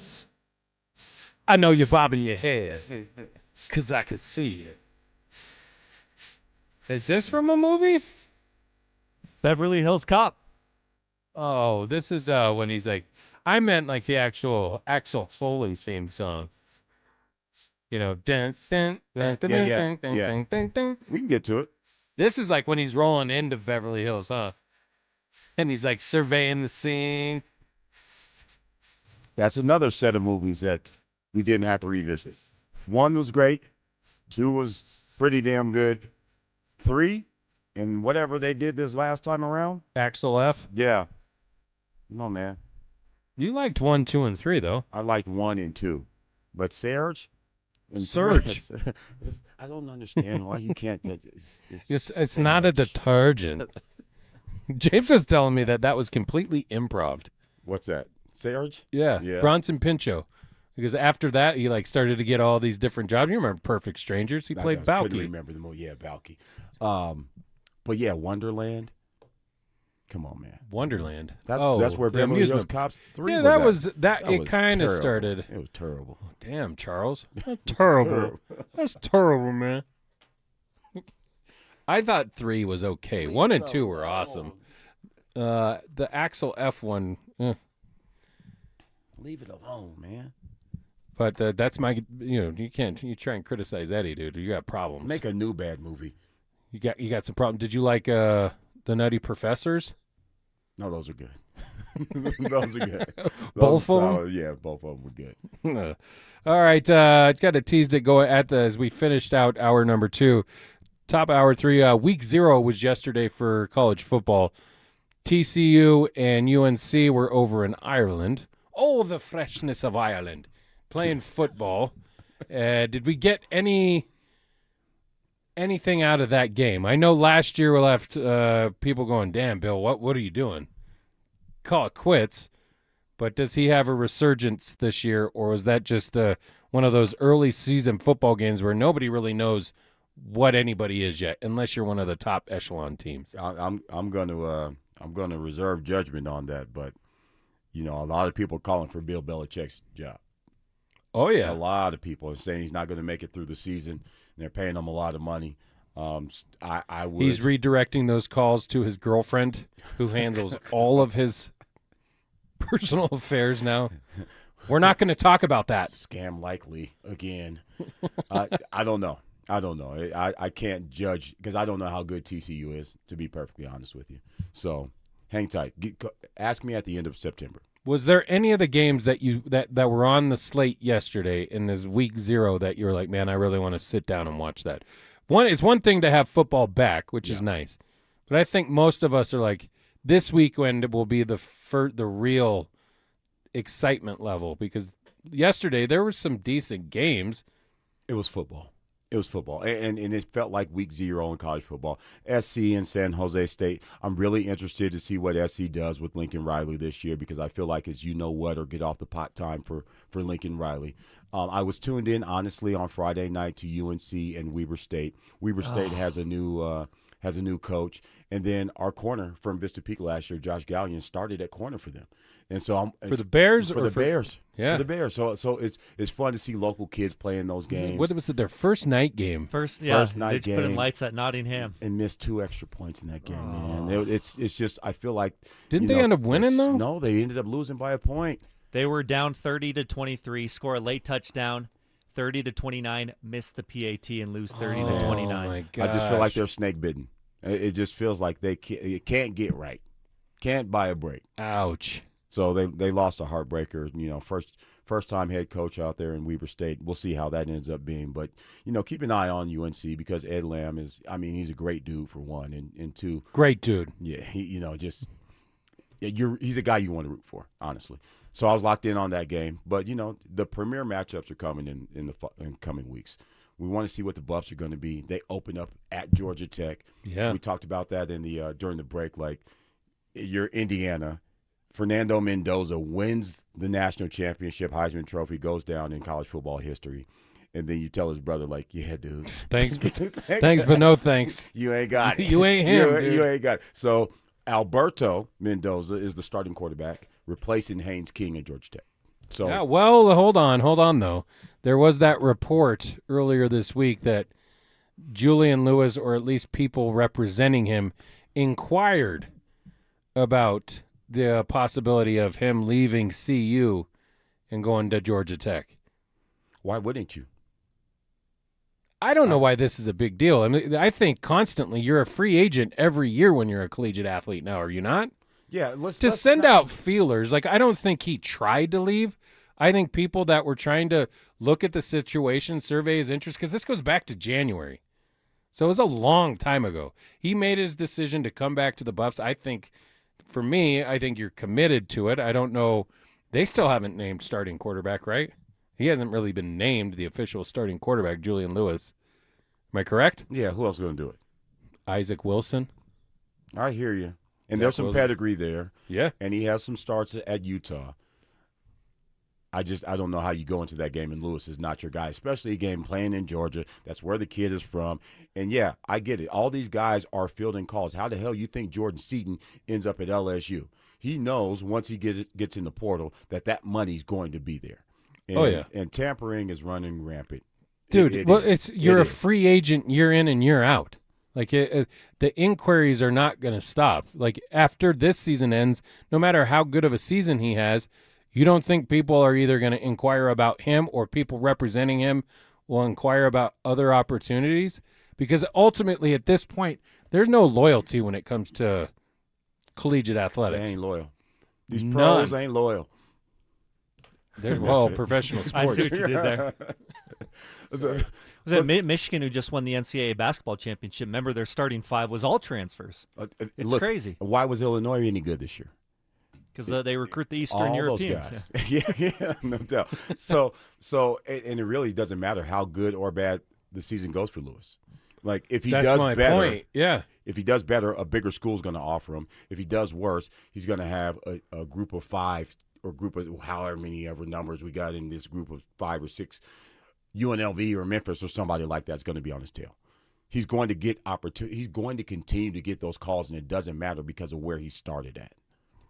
I think that's kind of crazy just in the landscape of college football. Like, I'll use Jaden Daniels as an example. He was not very good at ASU. They were burning his jersey in the locker room. Was not. Did you see that? In ASU? Yeah, they couldn't get him out of there fast enough. But he rolls down to LSU, wins a Heisman. Now he's takes his team to the NFC Championship. The rest is history. And now nobody's allowed to wear the number 5. Damn it. Ever again. In all of college sports. Not even going to be able to speak that number. Yeah. Because Matter of of fact, how good he was. You can't play college football games on the 5th day of any month. Out of respect. Out of respect. For Jaden Daniels. All right, let's keep it here local. And I know there was some news about Julian Lewis and whether or not he tried to leave the program. I don't look at it that way. I look at it more like there was an inquiry there. He's been on all their stuff going into the preseason as far as like promotional items. He's there. He's one of the 3 guys that you're going to see. I think ultimately he does get the starting job. But as far as like what the expectations are for the Buffs, I'm really kind of interested for my Rams. Because I know you've been high on just a lot of the decisions that have been made since Jim Moore Jr. took that job. I think sneaky, they're going to be a lot better than people think. I think they're going to get better sooner. I don't think it's going to be an overall like overhauling process for Jim Moore Jr. to make them competitive, but I don't know. I mean, you would know more on that front than I would. And it all gets started. They start their season with the rivalry game, kind of like the way it used to be when they had the Rocky Mountain Showdown. Not so much. It's not as watched, but it's the border war. You get a welcome in Wyoming to Fort Collins in a new era under Jim Moore Jr. Expectation levels there, Kyle. It's a great place for Jim Moore to start. I love the matchup right out of the gate. And we're going to find out soon whether or not that talent from UConn translates. Now, he's got a few transfers that came in. The quarterback that he brought from UConn was the backup there. So it wasn't the guy over the last couple of years that he won 9 games with. The last 2 years, he's won 9 games at UConn. And then he does a really great job in backtracking with Jaden Fox and getting that local talent who was committed to him at UConn to come to Colorado State. I don't know how all of that happened, but I know that that's a shot in the arm for that program. And then they've got some backs that have come along with them as well that should make an impact. So you won't recognize the names, but if they get off to a hot start against Wyoming, this is not going to be a team that, one, you're rooting against and that I don't think can build momentum. I think they've got a really good opportunity to be, 3-1 in September, because that BYU game is going to be really tough. That's a tough out for them. But they can beat Southern Utah. They can beat San Antonio. They can beat Wyoming. And if they do, man, watch out, because that thing is snowball. Well, I don't dislike hearing that. No, I'm about it, man. I told you that from day one. One, because he's just made all the right moves, and he reminds us of the old days, the Sonny Lubick days, when Colorado talent was a priority. And I'll be damned if Sonny Lubick didn't win a lot of football games with kids from Colorado. I'm talking A. West, Denver East High School, Mullen, you name it. He took the best players out of here, and he won games with them. Yeah, I mean, it's not that he didn't recruit other areas either. I mean, some of the better Rams of all time have come from out of state, but some of the best of all time also right here. Sean Moran went to Overland. Yeah, you got McDougal. He was an A West guy, right? Yep. Pete Rebstock, Cherry Creek. So, Matt Newton, Cherry Creek. Don't look down your nose, man. Was it the Gilmore brothers that played corner? Yeah. Wheat Ridge. Yeah, right here. Yeah. Was it Greg Myers, the corner from Windsor? Yeah, he's got his number retired. Listen, I'm on one of those platforms the other day, Greg Myers was listed as the best player in CUSU Rams history. Yeah. Now, you can argue that, but they've had some guys, but he's no slouch by any means. So look out for those guys. It'll be exciting to see. I think really excited. Just kind of got your beak wet a little bit yesterday with week 0 on the college football slate. Yeah, it was appetizer. Those are the free chips and salsas that and all the other stuff that's surrounding college football right now, which is just the bureaucracy. Thank you. Gotcha. Thank you. Man, I'm here for you, brother. Around it is it's frustrating. The game has changed. I don't know how you fix it at this point. Stop breaking it. You want to get out. I'm sorry. I want to hear it, dude. You want to get. You ever see Incredibles 2? That's another sequel that was better than the first, by the way. Yeah, no, it was. It was. Where's my super suit? That's the first one. No, but I'm saying 2 was better than 1. I know. I don't agree with you on that one. You don't have to. You Mr. can be wrong. Inquamo. Go ahead. You don't mind being wrong. Oh. Famous line, like in the first 15 minutes, you want to get out the hole, put down the shovel. College sports has to stop doing dumb stuff like backtracking and allowing players that have played in professional basketball games and football games to come back to. Why would you even entertain such a thought? That's stupid. And it's killing the game. It's killing high school athletes. That's the thing that I don't think a lot of people are seeing is like the casualties and the fewer opportunities that are being allowed to a high school athlete. Because these guys, they're sticking around 5, 6, 7 years, so limiting opportunity there. I'm glad they fixed that part. Allowing people to come back is just stupid. So you're taking 1 step forward and you're taking 2 steps back because, like I said, but for something that was so strict for so long. Yes. Like if you leave, guess what? You can't play next year. You ain't gonna play. You're gonna be ineligible to play. And it was well known. And I don't know that I fully hate the idea that if you transfer you can't play, because that's stupid when coaches leave. It's not like they're disciplined for it. But in college, you get that year back. Yeah. Okay, I'll let you finish. But then that extends a college career, which again maybe lessens an opportunity for a high school athlete that may have been offered had that dune up. Yeah, exactly. Yeah, and listen, it's something that the toothpaste doesn't go back in the tube, because once you start majoring, pun intended, in 23 and 24-year-olds, well, you're never going to go back to 18 and 19-year-olds. It's just never going to happen. And so now your teams are comprised of guys that have been cut from NFL teams. Why would you ever pick up a kid that's coming fresh out of high school? So it's not like you can refresh this ecosystem. No, an 18-year-old versus a 23-year-old who has professional experience. Who's been in a weight room and all of those things. And been in a program for 3-4 years and up to that point. But where do you get those guys that have been in the program? It's just you're always going to be getting NFL guys now because you're never going to go back to the development stages. And part of that is the pressure. And teams, and honestly, Indiana doesn't help. What Indiana did over the last 2 years doesn't help. Why? Those are transfer guys. Because everybody looks at that situation and says, see, all you got to do is get the right guys. You can turn around a program that's been a cellar dweller for the last half century if you get the right guys and the right coaches. That's not a blueprint, though. It came from James Madison. But everybody thinks you can do it now. That's the problem. See, all you got to do. I know, but that level of player, like, I don't know how many people. Indiana wasn't on our radar going into last season. That's my point.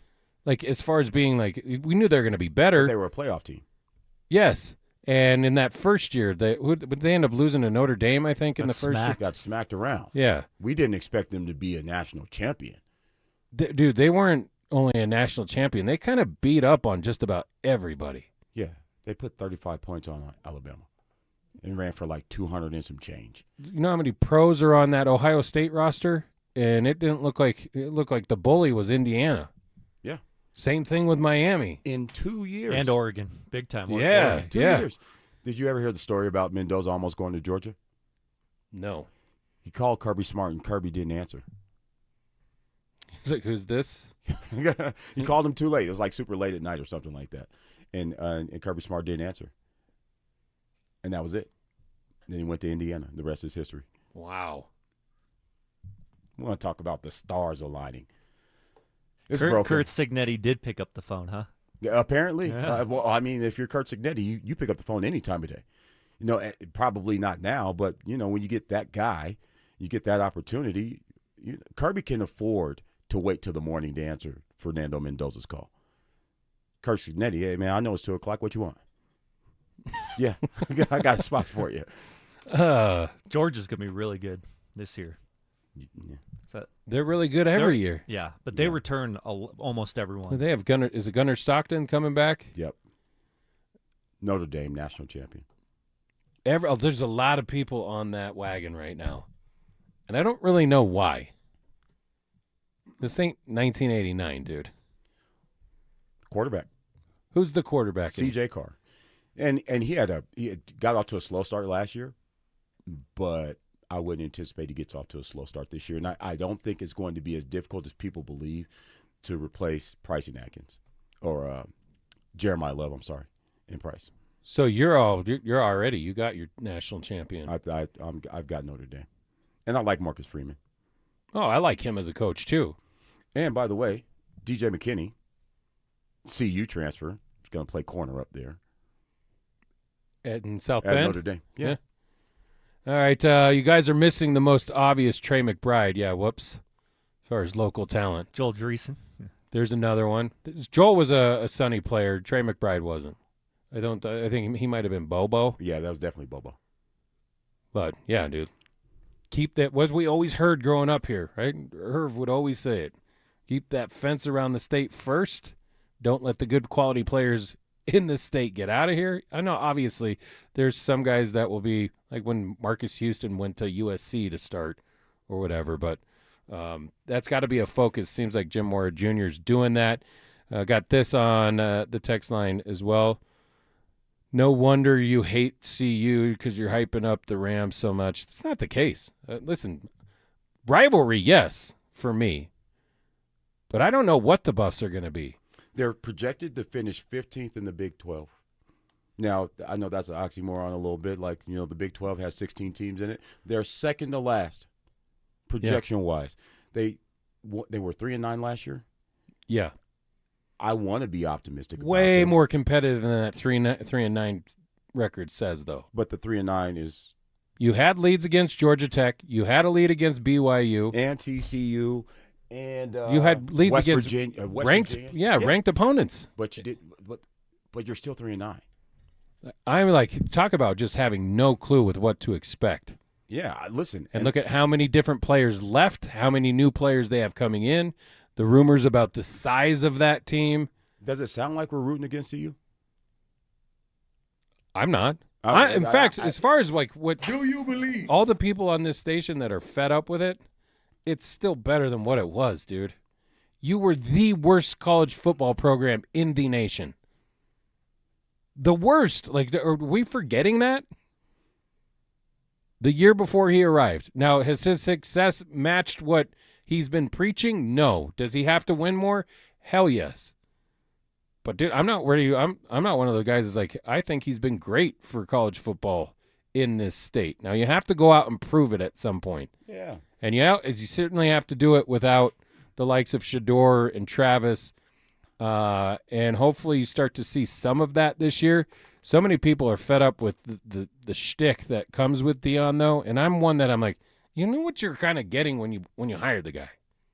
He's never been quiet.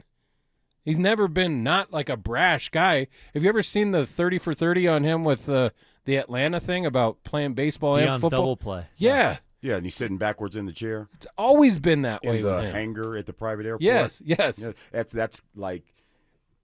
that's Deion all the way, front to back. And so, no, I'm not rooting against CU by any stretch. I've been on the air saying that I'm a fan of the coordinator in Brendan Marion, him coming over from Sacramento State, the new offense that he's going to implement. I'm also a huge fan of him hiring Josh Niblett. He was most recently at Gainesville. That's in Georgia. He knows the recruiting landscape. He had a ton of success at Hoover. I don't know if you guys remember the Hoover documentary that was on, I think it was on MTV, and Rush Probst. You remember that, the Hoover Buccaneers? Mm-mm. Anyway, he's a high school coach that knows the landscape. So he's gone out and got and hired guys that understand college football instead of hiring Warren Sapp and Marshall Faulk. These are good moves. I'm a fan of these things. I hope they work out. The Marshall Faulk one, well, he got a head job, right? That's why he's leaving. Southern. Yeah. I always kind of saw him. Like, I didn't hate that move. Well, why are these guys even getting jobs now? Marshall Faulk, Deshaun Jackson, Michael Vick. None of these guys have, like, extensive collegiate coaching experience. Well, Dion started that. They're trying to replicate what has happened in not what has happened in Boulder. The 1 year that happened in Boulder. And that was 2 years ago when Travis Hunter won the Heisman Trophy. They were all right when he was at Jackson, though.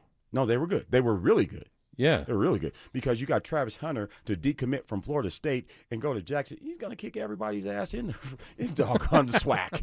Come on, man. Yeah. I don't know, man. I'm excited for it, and it'll start. CU is Thursday night this week against Georgia Tech. Thursday night. They have that one, and then CSU welcomes the Cowboys from Wyoming in that border war game up in Fort Collins this weekend. I'm excited for it. I think I'm kind of excited. One, listen, when it comes to the Buffs, there was a bad accident this morning. There's a lot of looky-loos. A lot of people in Colorado are looking the Buffs like that. They almost want it to be bad so that they can say you're right and see if they can get change to happen. I, on the other hand, would root for them to be good. I think it would be good for the state if they're better than what they were last year. And then just excited to the unknown of what we're going to see up in Fort Collins under Jim Moore Jr.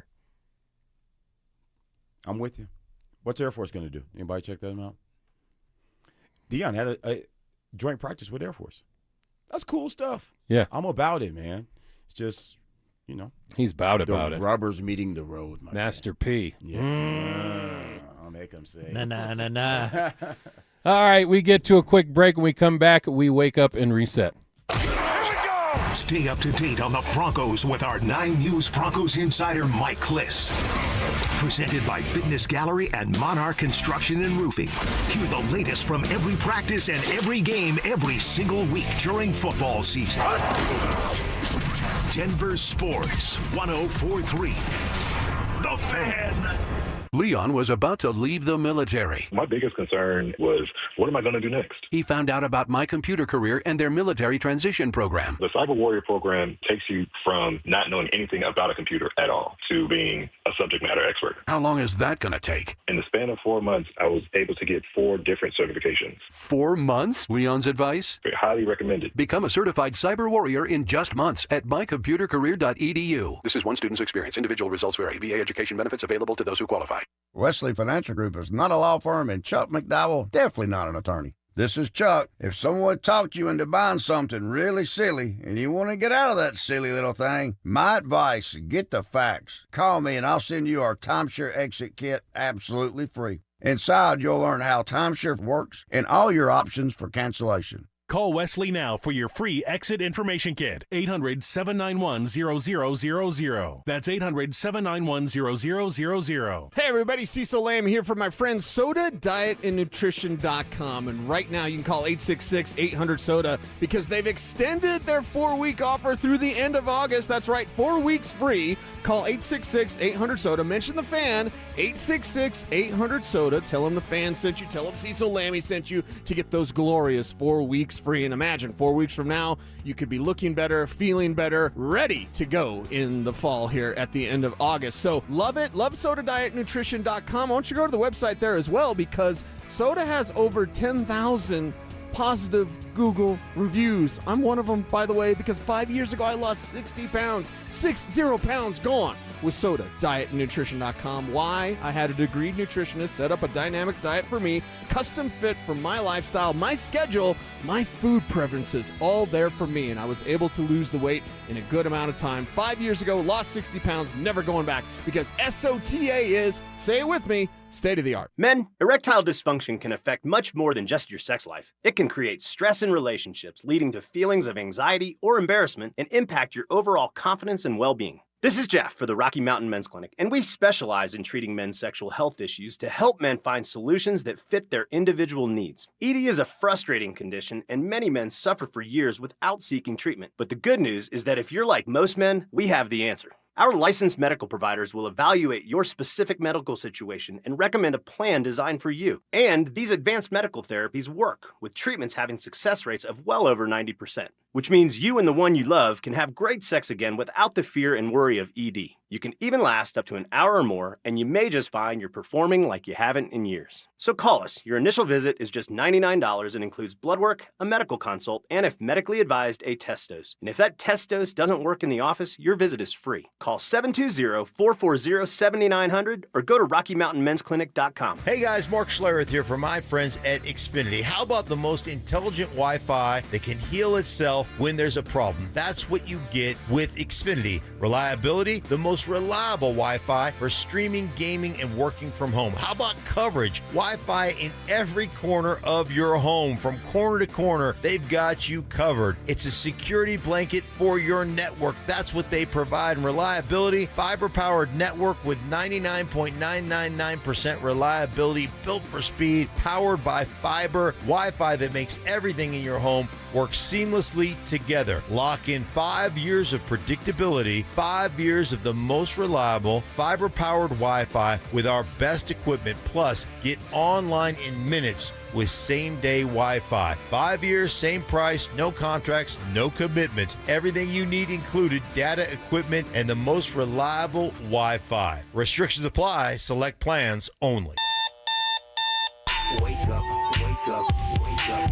Rise and shine, Colorado. Good morning, Vietnam! The sports world never sleeps, and neither do we. Why don't you wake up and smell what you're shoveling? So here's Kyle, Reese, and Marcello Romano with your wake-up call. Just to wake up, wake up. $9:30 on a Sunday morning. If you're not up, it's time to wake up. We'll wake up and reset. Broncos they'll be super active over the next 24 hours as it's cut down day in the NFL. Got to get from 90 to 53 by 4 o'clock this afternoon. Is it 4 o'clock local time or is it 2 o'clock our time? I thought it was 4 p.m. Eastern. Okay. But I could be wrong. So 2 p.m. then. Also in news, Denver sports-wise, the Avalanche make a big move. Check their first box. Signed Cale Makar to an 8-year extension worth about, $20.4 annually. Huge money in the NHL. In hockey. It's historical. The richest contract ever been given in that sport. Do you like the way the NHL handles it compared to other professional sports? How do you mean? Just hard cap. This is the money, period. Yeah. I think it's somewhat refreshing. Okay. So, well, especially you compare it to baseball right now. We're likely going to be able to see baseball for the next 2 months and then not for a long time because of situations like that. Not that the NHL hasn't locked out either. I mean, was it 05? Yeah, 04, 05. Yeah. Yeah, I think I think you get a little bit more parity, even though, there still has been dominance in the NHL. I think Tampa went to 3 straight, Florida went to 3 straight. There's still some bottom feeders in the NHL, but I think you get a little bit more level playing field that way. So there's no Dodgers of the NHL.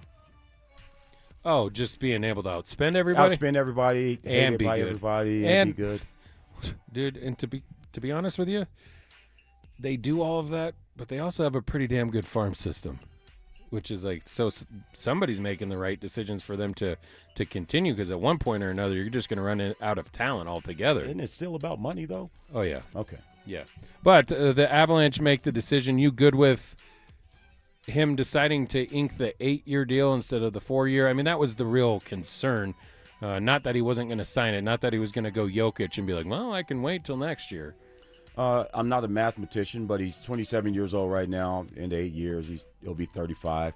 And we've seen hockey players, play close to their 40s. Dude, Burns. How old's Burns? Yeah, I mean, he was 42. Yeah, he's been playing since the day before forever.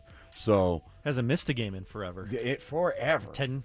So more than 10 years. I'm not upset about that because I do believe that Cale Makar can still be playing high level hockey at 33 and 34 years old.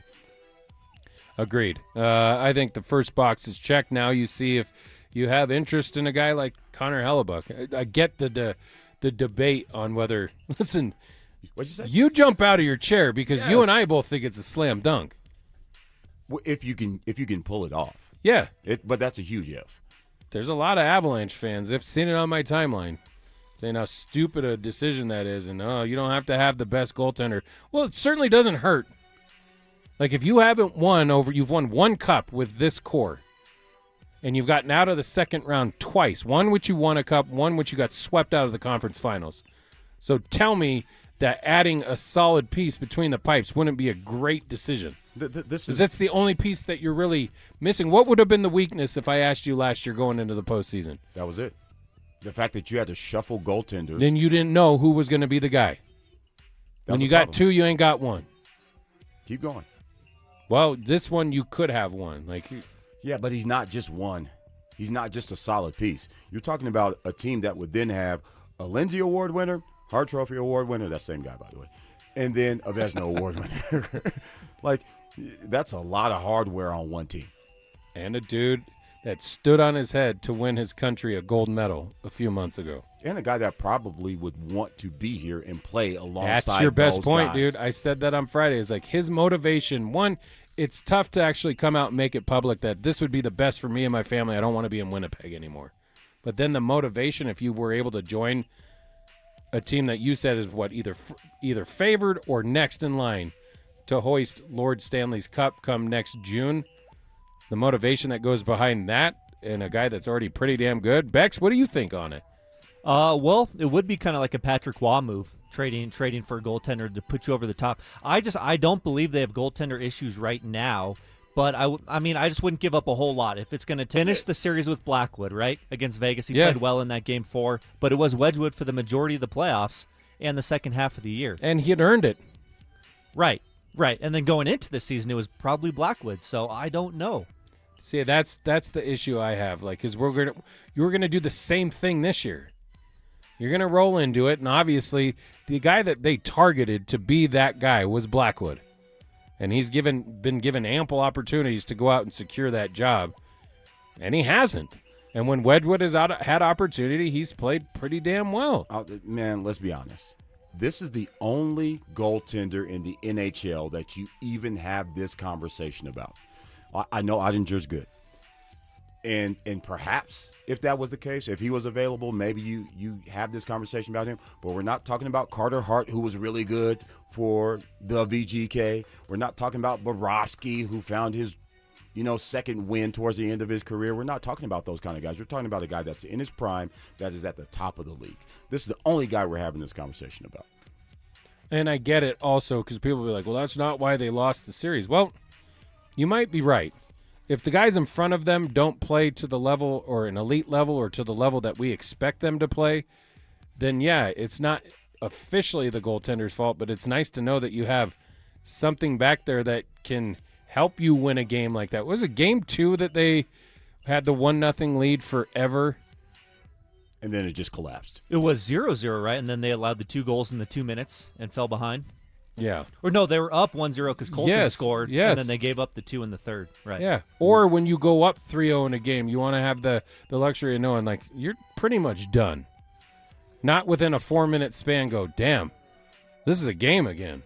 I'd take it back, I guess. If that's the move that puts them over the top, I'd go for Hellebuck. Maybe you have this conversation about Vasilevsky too.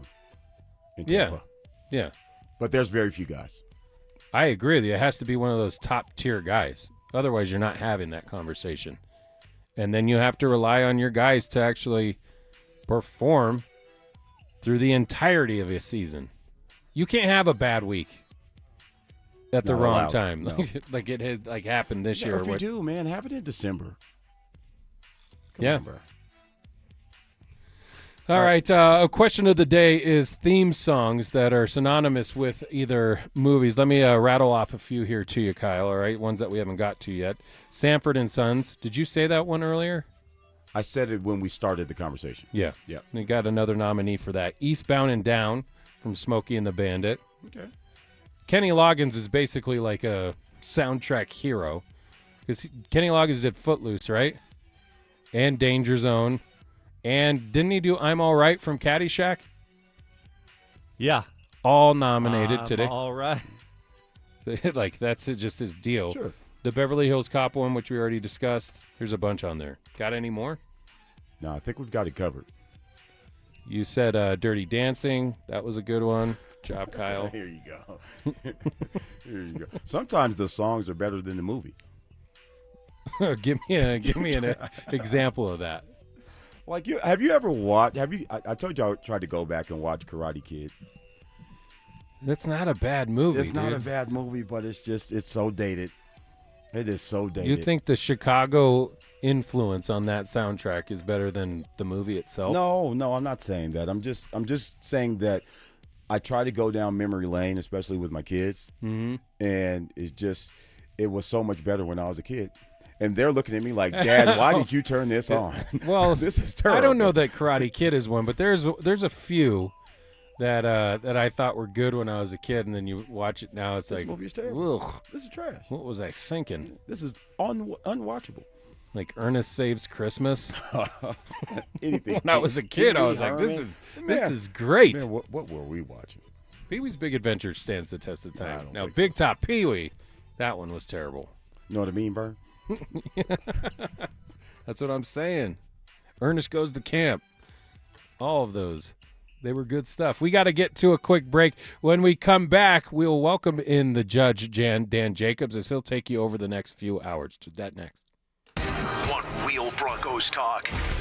Cecil Lammy and Andrew Mason bring the heat on Orange and Blue Today. The most passionate intelligence and in-depth Broncos coverage in the game. Weekdays at 5 p.m. on the Denver Sports 104.3 The Fan YouTube channel. Hit subscribe at Denver Sports 104.3 and never miss another take.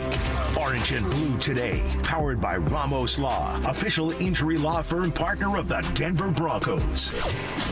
Denver Sports 104.3 The Fan. I know that hiring can be challenging. You need someone to match your role perfectly. Well, now you can meet them fast on ZipRecruiter. Build your team, build it sooner. Meet your match on ZipRecruiter. Just head to ZipRecruiter.com/free right now to try it for free. That's ZipRecruiter.com/free. Meet your match on ZipRecruiter. Try it free. You're still glowing, flirting, grooving. You've still got it.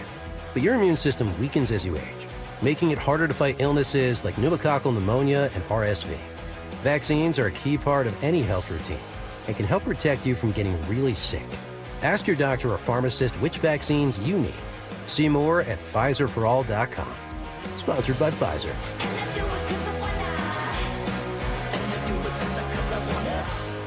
Hey guys, Mark Schlereth here from my friends at Spine One. Let me ask you a question. You live with back pain, neck pain. Well, my guys at Spine One, they're an emergency room for back pain with same-day appointments. They'll see you and they'll get the journey started. And that's exactly what I did. Whether it's chronic pain, acute pain, work-related, sports-related, doesn't matter. All you got to do is pick up the phone and start your journey just like I did toward pain-free. 303-367-2225. That's 303-367-BACK. Or as always, you can find them online at SpineOne.com. Hi, I'm Chuck McDowell, the timeshare cancellation guy and founder of Wesley Financial Group. And I want to set the record straight. I am not an attorney. I've never wanted to be an attorney. And the truth is, I really don't even like attorneys. If I sound like an attorney, I'll apologize. But what I've learned in my 15 years in the timeshare cancellation business is you don't need to be an attorney to get folks out of their timeshare.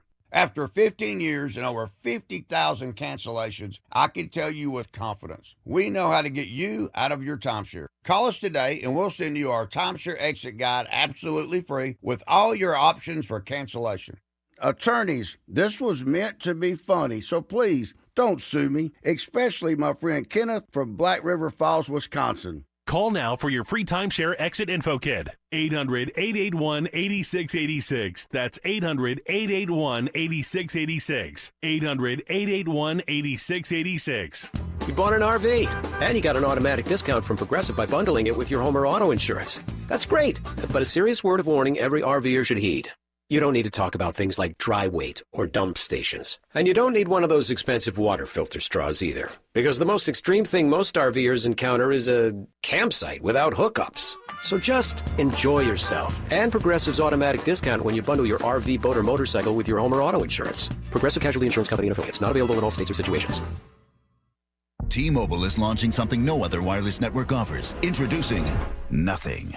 Pay nothing today and walk out of the store with a new phone. What did he say? Nothing. You definitely said something about nothing. Exactly. Go to T-Mobile, pay nothing up front, and leave with a new phone. Wait, nothing rules. She gets it. Hey, thanks for nothing. For the first time ever, switch to T-Mobile, pay nothing. No taxes, no fees, no money down. And walk out with a new phone. There are 250 reasons to choose T-Mobile, and now nothing is holding you back.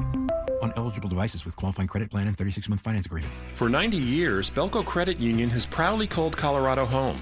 That's thanks to all our members who have helped us grow alongside our beautiful state. To celebrate our anniversary, Belco is offering a special low fixed rate on a new home equity choice line advance. If you've been waiting to start a new home renovation project, now's the perfect time. Go to belco.org/90 years to see full offer details. Equal housing opportunity lender. Membership eligibility required.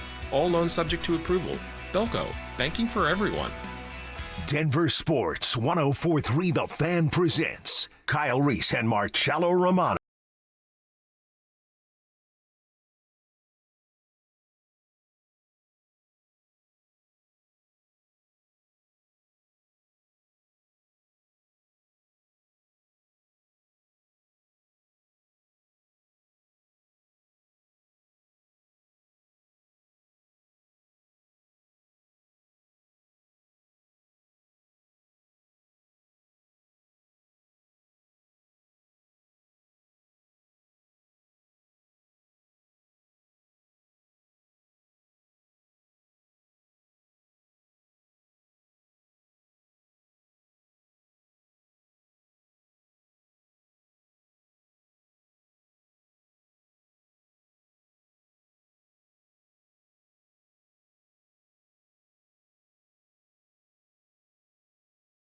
Wham fan. I love Yeah, Wham, and yeah. he refused to watch the Wham documentary, which is fantastic.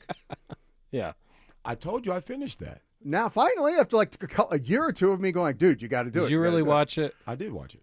Wasn't it great? Yeah, it was good. It was good. Yeah. I had no idea that they were I've that never good. seen Footloose start to finish. Me neither. No desire. Or I haven't seen Dirty Dancing either. Kind of Whoa. right in that same wheelhouse. I've seen that multiple times.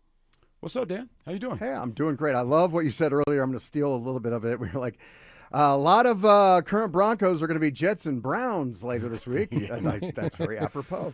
I saw you walked in. You've got your Miami Hurricane shorts on. Mm-hmm. Ranked number 7 in the country. It could be good. It could be really good. Yeah, they lost a lot of talent last year. but they brought in a lot of. I mean, they have a lot.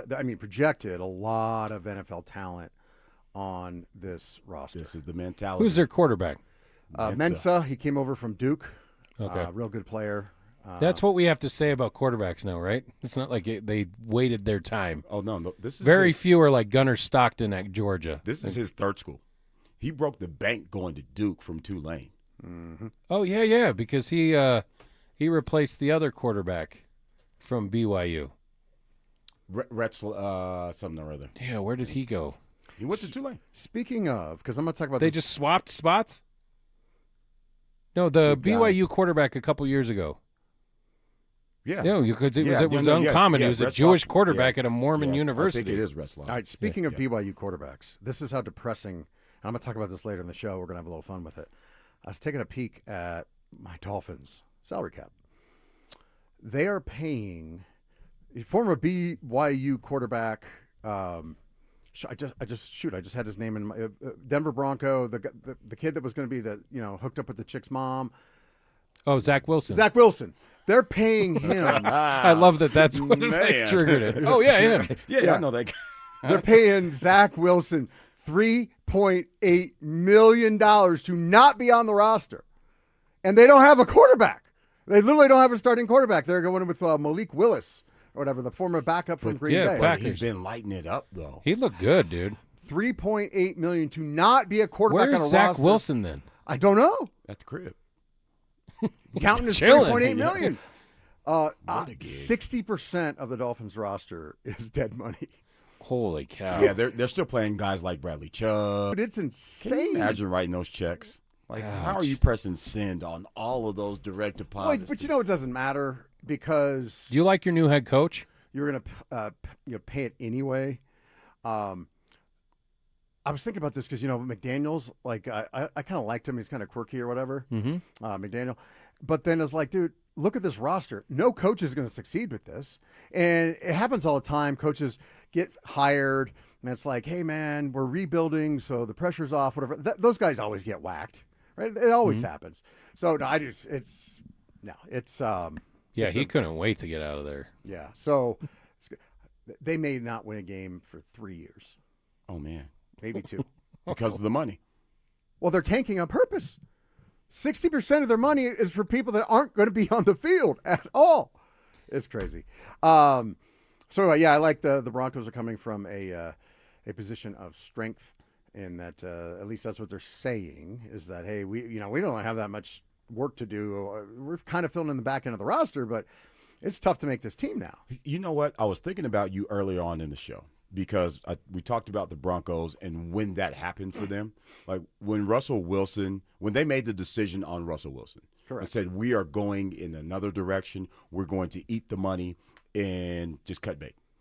And the refusal of the Cleveland Browns to do that with Deshaun Watson. Well, but his money's so huge. It man. is. But it's the conviction of the franchise, and the Browns simply don't have it. And then I said, well, you ever just buy something expensive and you keep fixing on it because you're so far into it and you love it so much, and you just and when you bought it, you were in love with it, and then Dan popped into my mind. Yeah, because of the DeLorean. Oh, yeah. It's in the shop right now. Just keep fixing on it. It's getting a new engine and Porsche transaxle. You won't get rid of it because you spent so much money on it to start with. I'm putting a new freaking Corvette engine in That's it. Why what would I I get rid heard. of it? Yeah, you can't put a new Achilles on Deshaun Watson. It is well, what it is. but the interesting thing about what you're saying is we really have to give credit to Greg Penner because they would have been in the exact same situation as the Browns. They would not have been able to get rid of Russell Wilson. George Payton was telling the Broncos owner, the new Broncos baby owner, hey, man, you got to give him this $250 million guaranteed because that's what the new precedent is because of the Browns.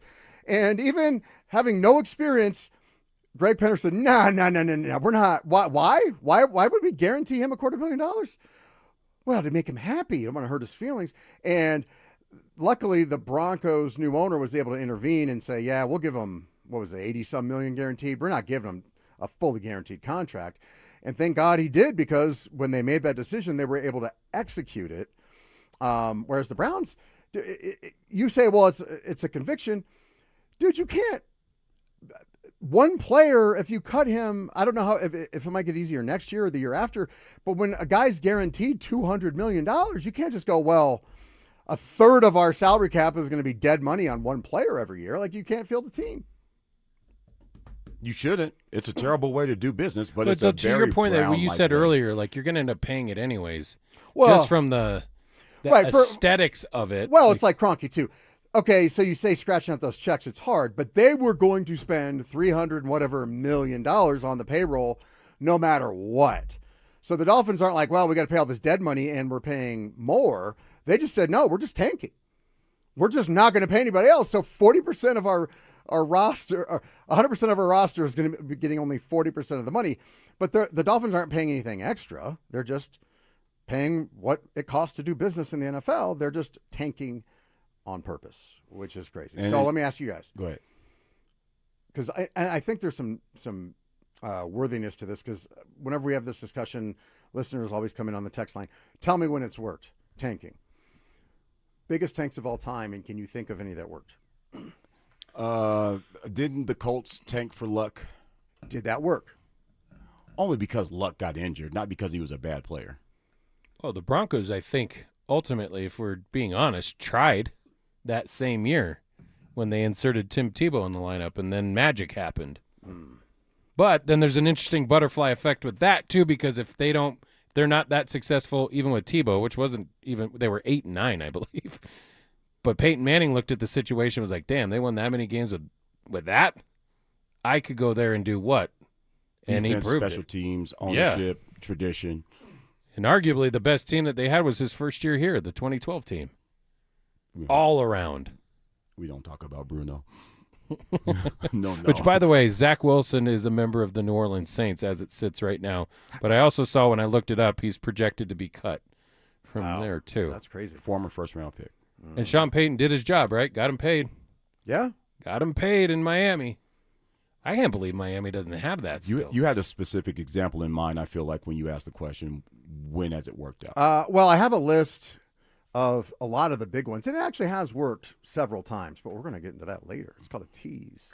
I just want to know if, well, Cello, you didn't even answer the question. I want to think any sport. Oklahoma City, were they bad for a couple years before they got all the picks and started hitting? No, I don't know. It was the Philadelphia. It was the trade for Shea with the Clippers that really set that thing off. I'll tell you who did tank. San Antonio. San Antonio. Yep. Yeah, they had to really suck to get what they got. But they had David Robinson and all that, and then they just said, we're going to tank. Well, even this most recent iteration of the Spurs, like once Popovich kind of was in and out of the picture, they're like, screw it. And now look at all the young talent they have now. If you've been watching Hard Knocks, when Mitch Johnson visits McDonald out in Seattle, they talk about when they decided they were going after Wemby. And it was like 4 or 5 years prior to him actually being drafted. Wow, I did not know that. That's pretty. Jeez, they knew that even before Zach.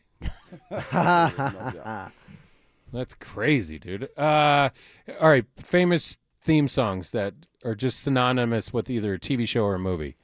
Just off the top of my head, Greatest American Hero. Who's in that one?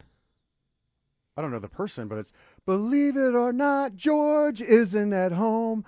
Leave a message after the beep. You don't remember that from Seinfeld? No. Who can it be? But Seinfeld would be a good one. I'm not home. You're taking another one and putting it into a show. Well, so the Greatest American Hero theme song was the best thing about that show. And later in Seinfeld, George Costanza, remember the answering machines when you recorded your own message? Yeah. Oh, yeah. He did it to the theme song of Gotcha. Believe It or Not, I'm walking on air. Yeah. That was it. But he says, George isn't at home. You guys don't know this? I wasn't a big Seinfeld guy. Oh, my gosh. I know the theme song for that to start, the boom, boom, boom, boom. Yeah. Like that I get, but no. Fall Guy? Yes. Fall Classic. Guy. Yeah, obviously. Lee Friends. Majors. Yeah. You don't know that one? No. Got Ghostbusters and On Your Own from Bobby Brown. On Your Own. Ooh, what's that for? I don't even know. That's Ghostbusters. I think it was Ghostbusters 2, though. He's the doorman. Yeah. At like a hotel or something. We got to take it. We got. No, see, I'll take your you word start for it. singing, I start singing. Hey, man, fill in this blank. Regulators. Mount up. Let's go. We got to get out of here. Dan Jacobs will take you over the next few hours for Kyle and Alex Marcello. You've been listening to Fan Weekends on 104.3 The Fan. Stay up to date on the Broncos and the latest news from around the league with our NFL insider James Palmer, exclusively on Denver Sports 104.3 The Fan. Mondays on The Rundown with Richie Carney, Tuesday afternoons on The Drive, and Friday mornings on Stokely and Evans with Mark Schlereth, all season long. Denver Sports 104.3 The Fan, DenverSports.com, and the Denver Sports app. Hey, what's up, guys? It's Zach By here. If your home's hot upstairs and cold downstairs, that's more than annoying. It's a sign your system's leaking air and wasting money. And with utility bills climbing, energy efficiency matters. That's why homeowners trust AeroSeal Colorado. Their innovative sealing technology boosts comfort, cuts energy use, and even gives you cleaner indoor air as a nice bonus. Customers love it. A 4.9 Google rating, and some folks practically write books after the job's done. AeroSealColorado.com fixes what others can't even find. AeroSeal, comfort sealed. Our fantasy commish says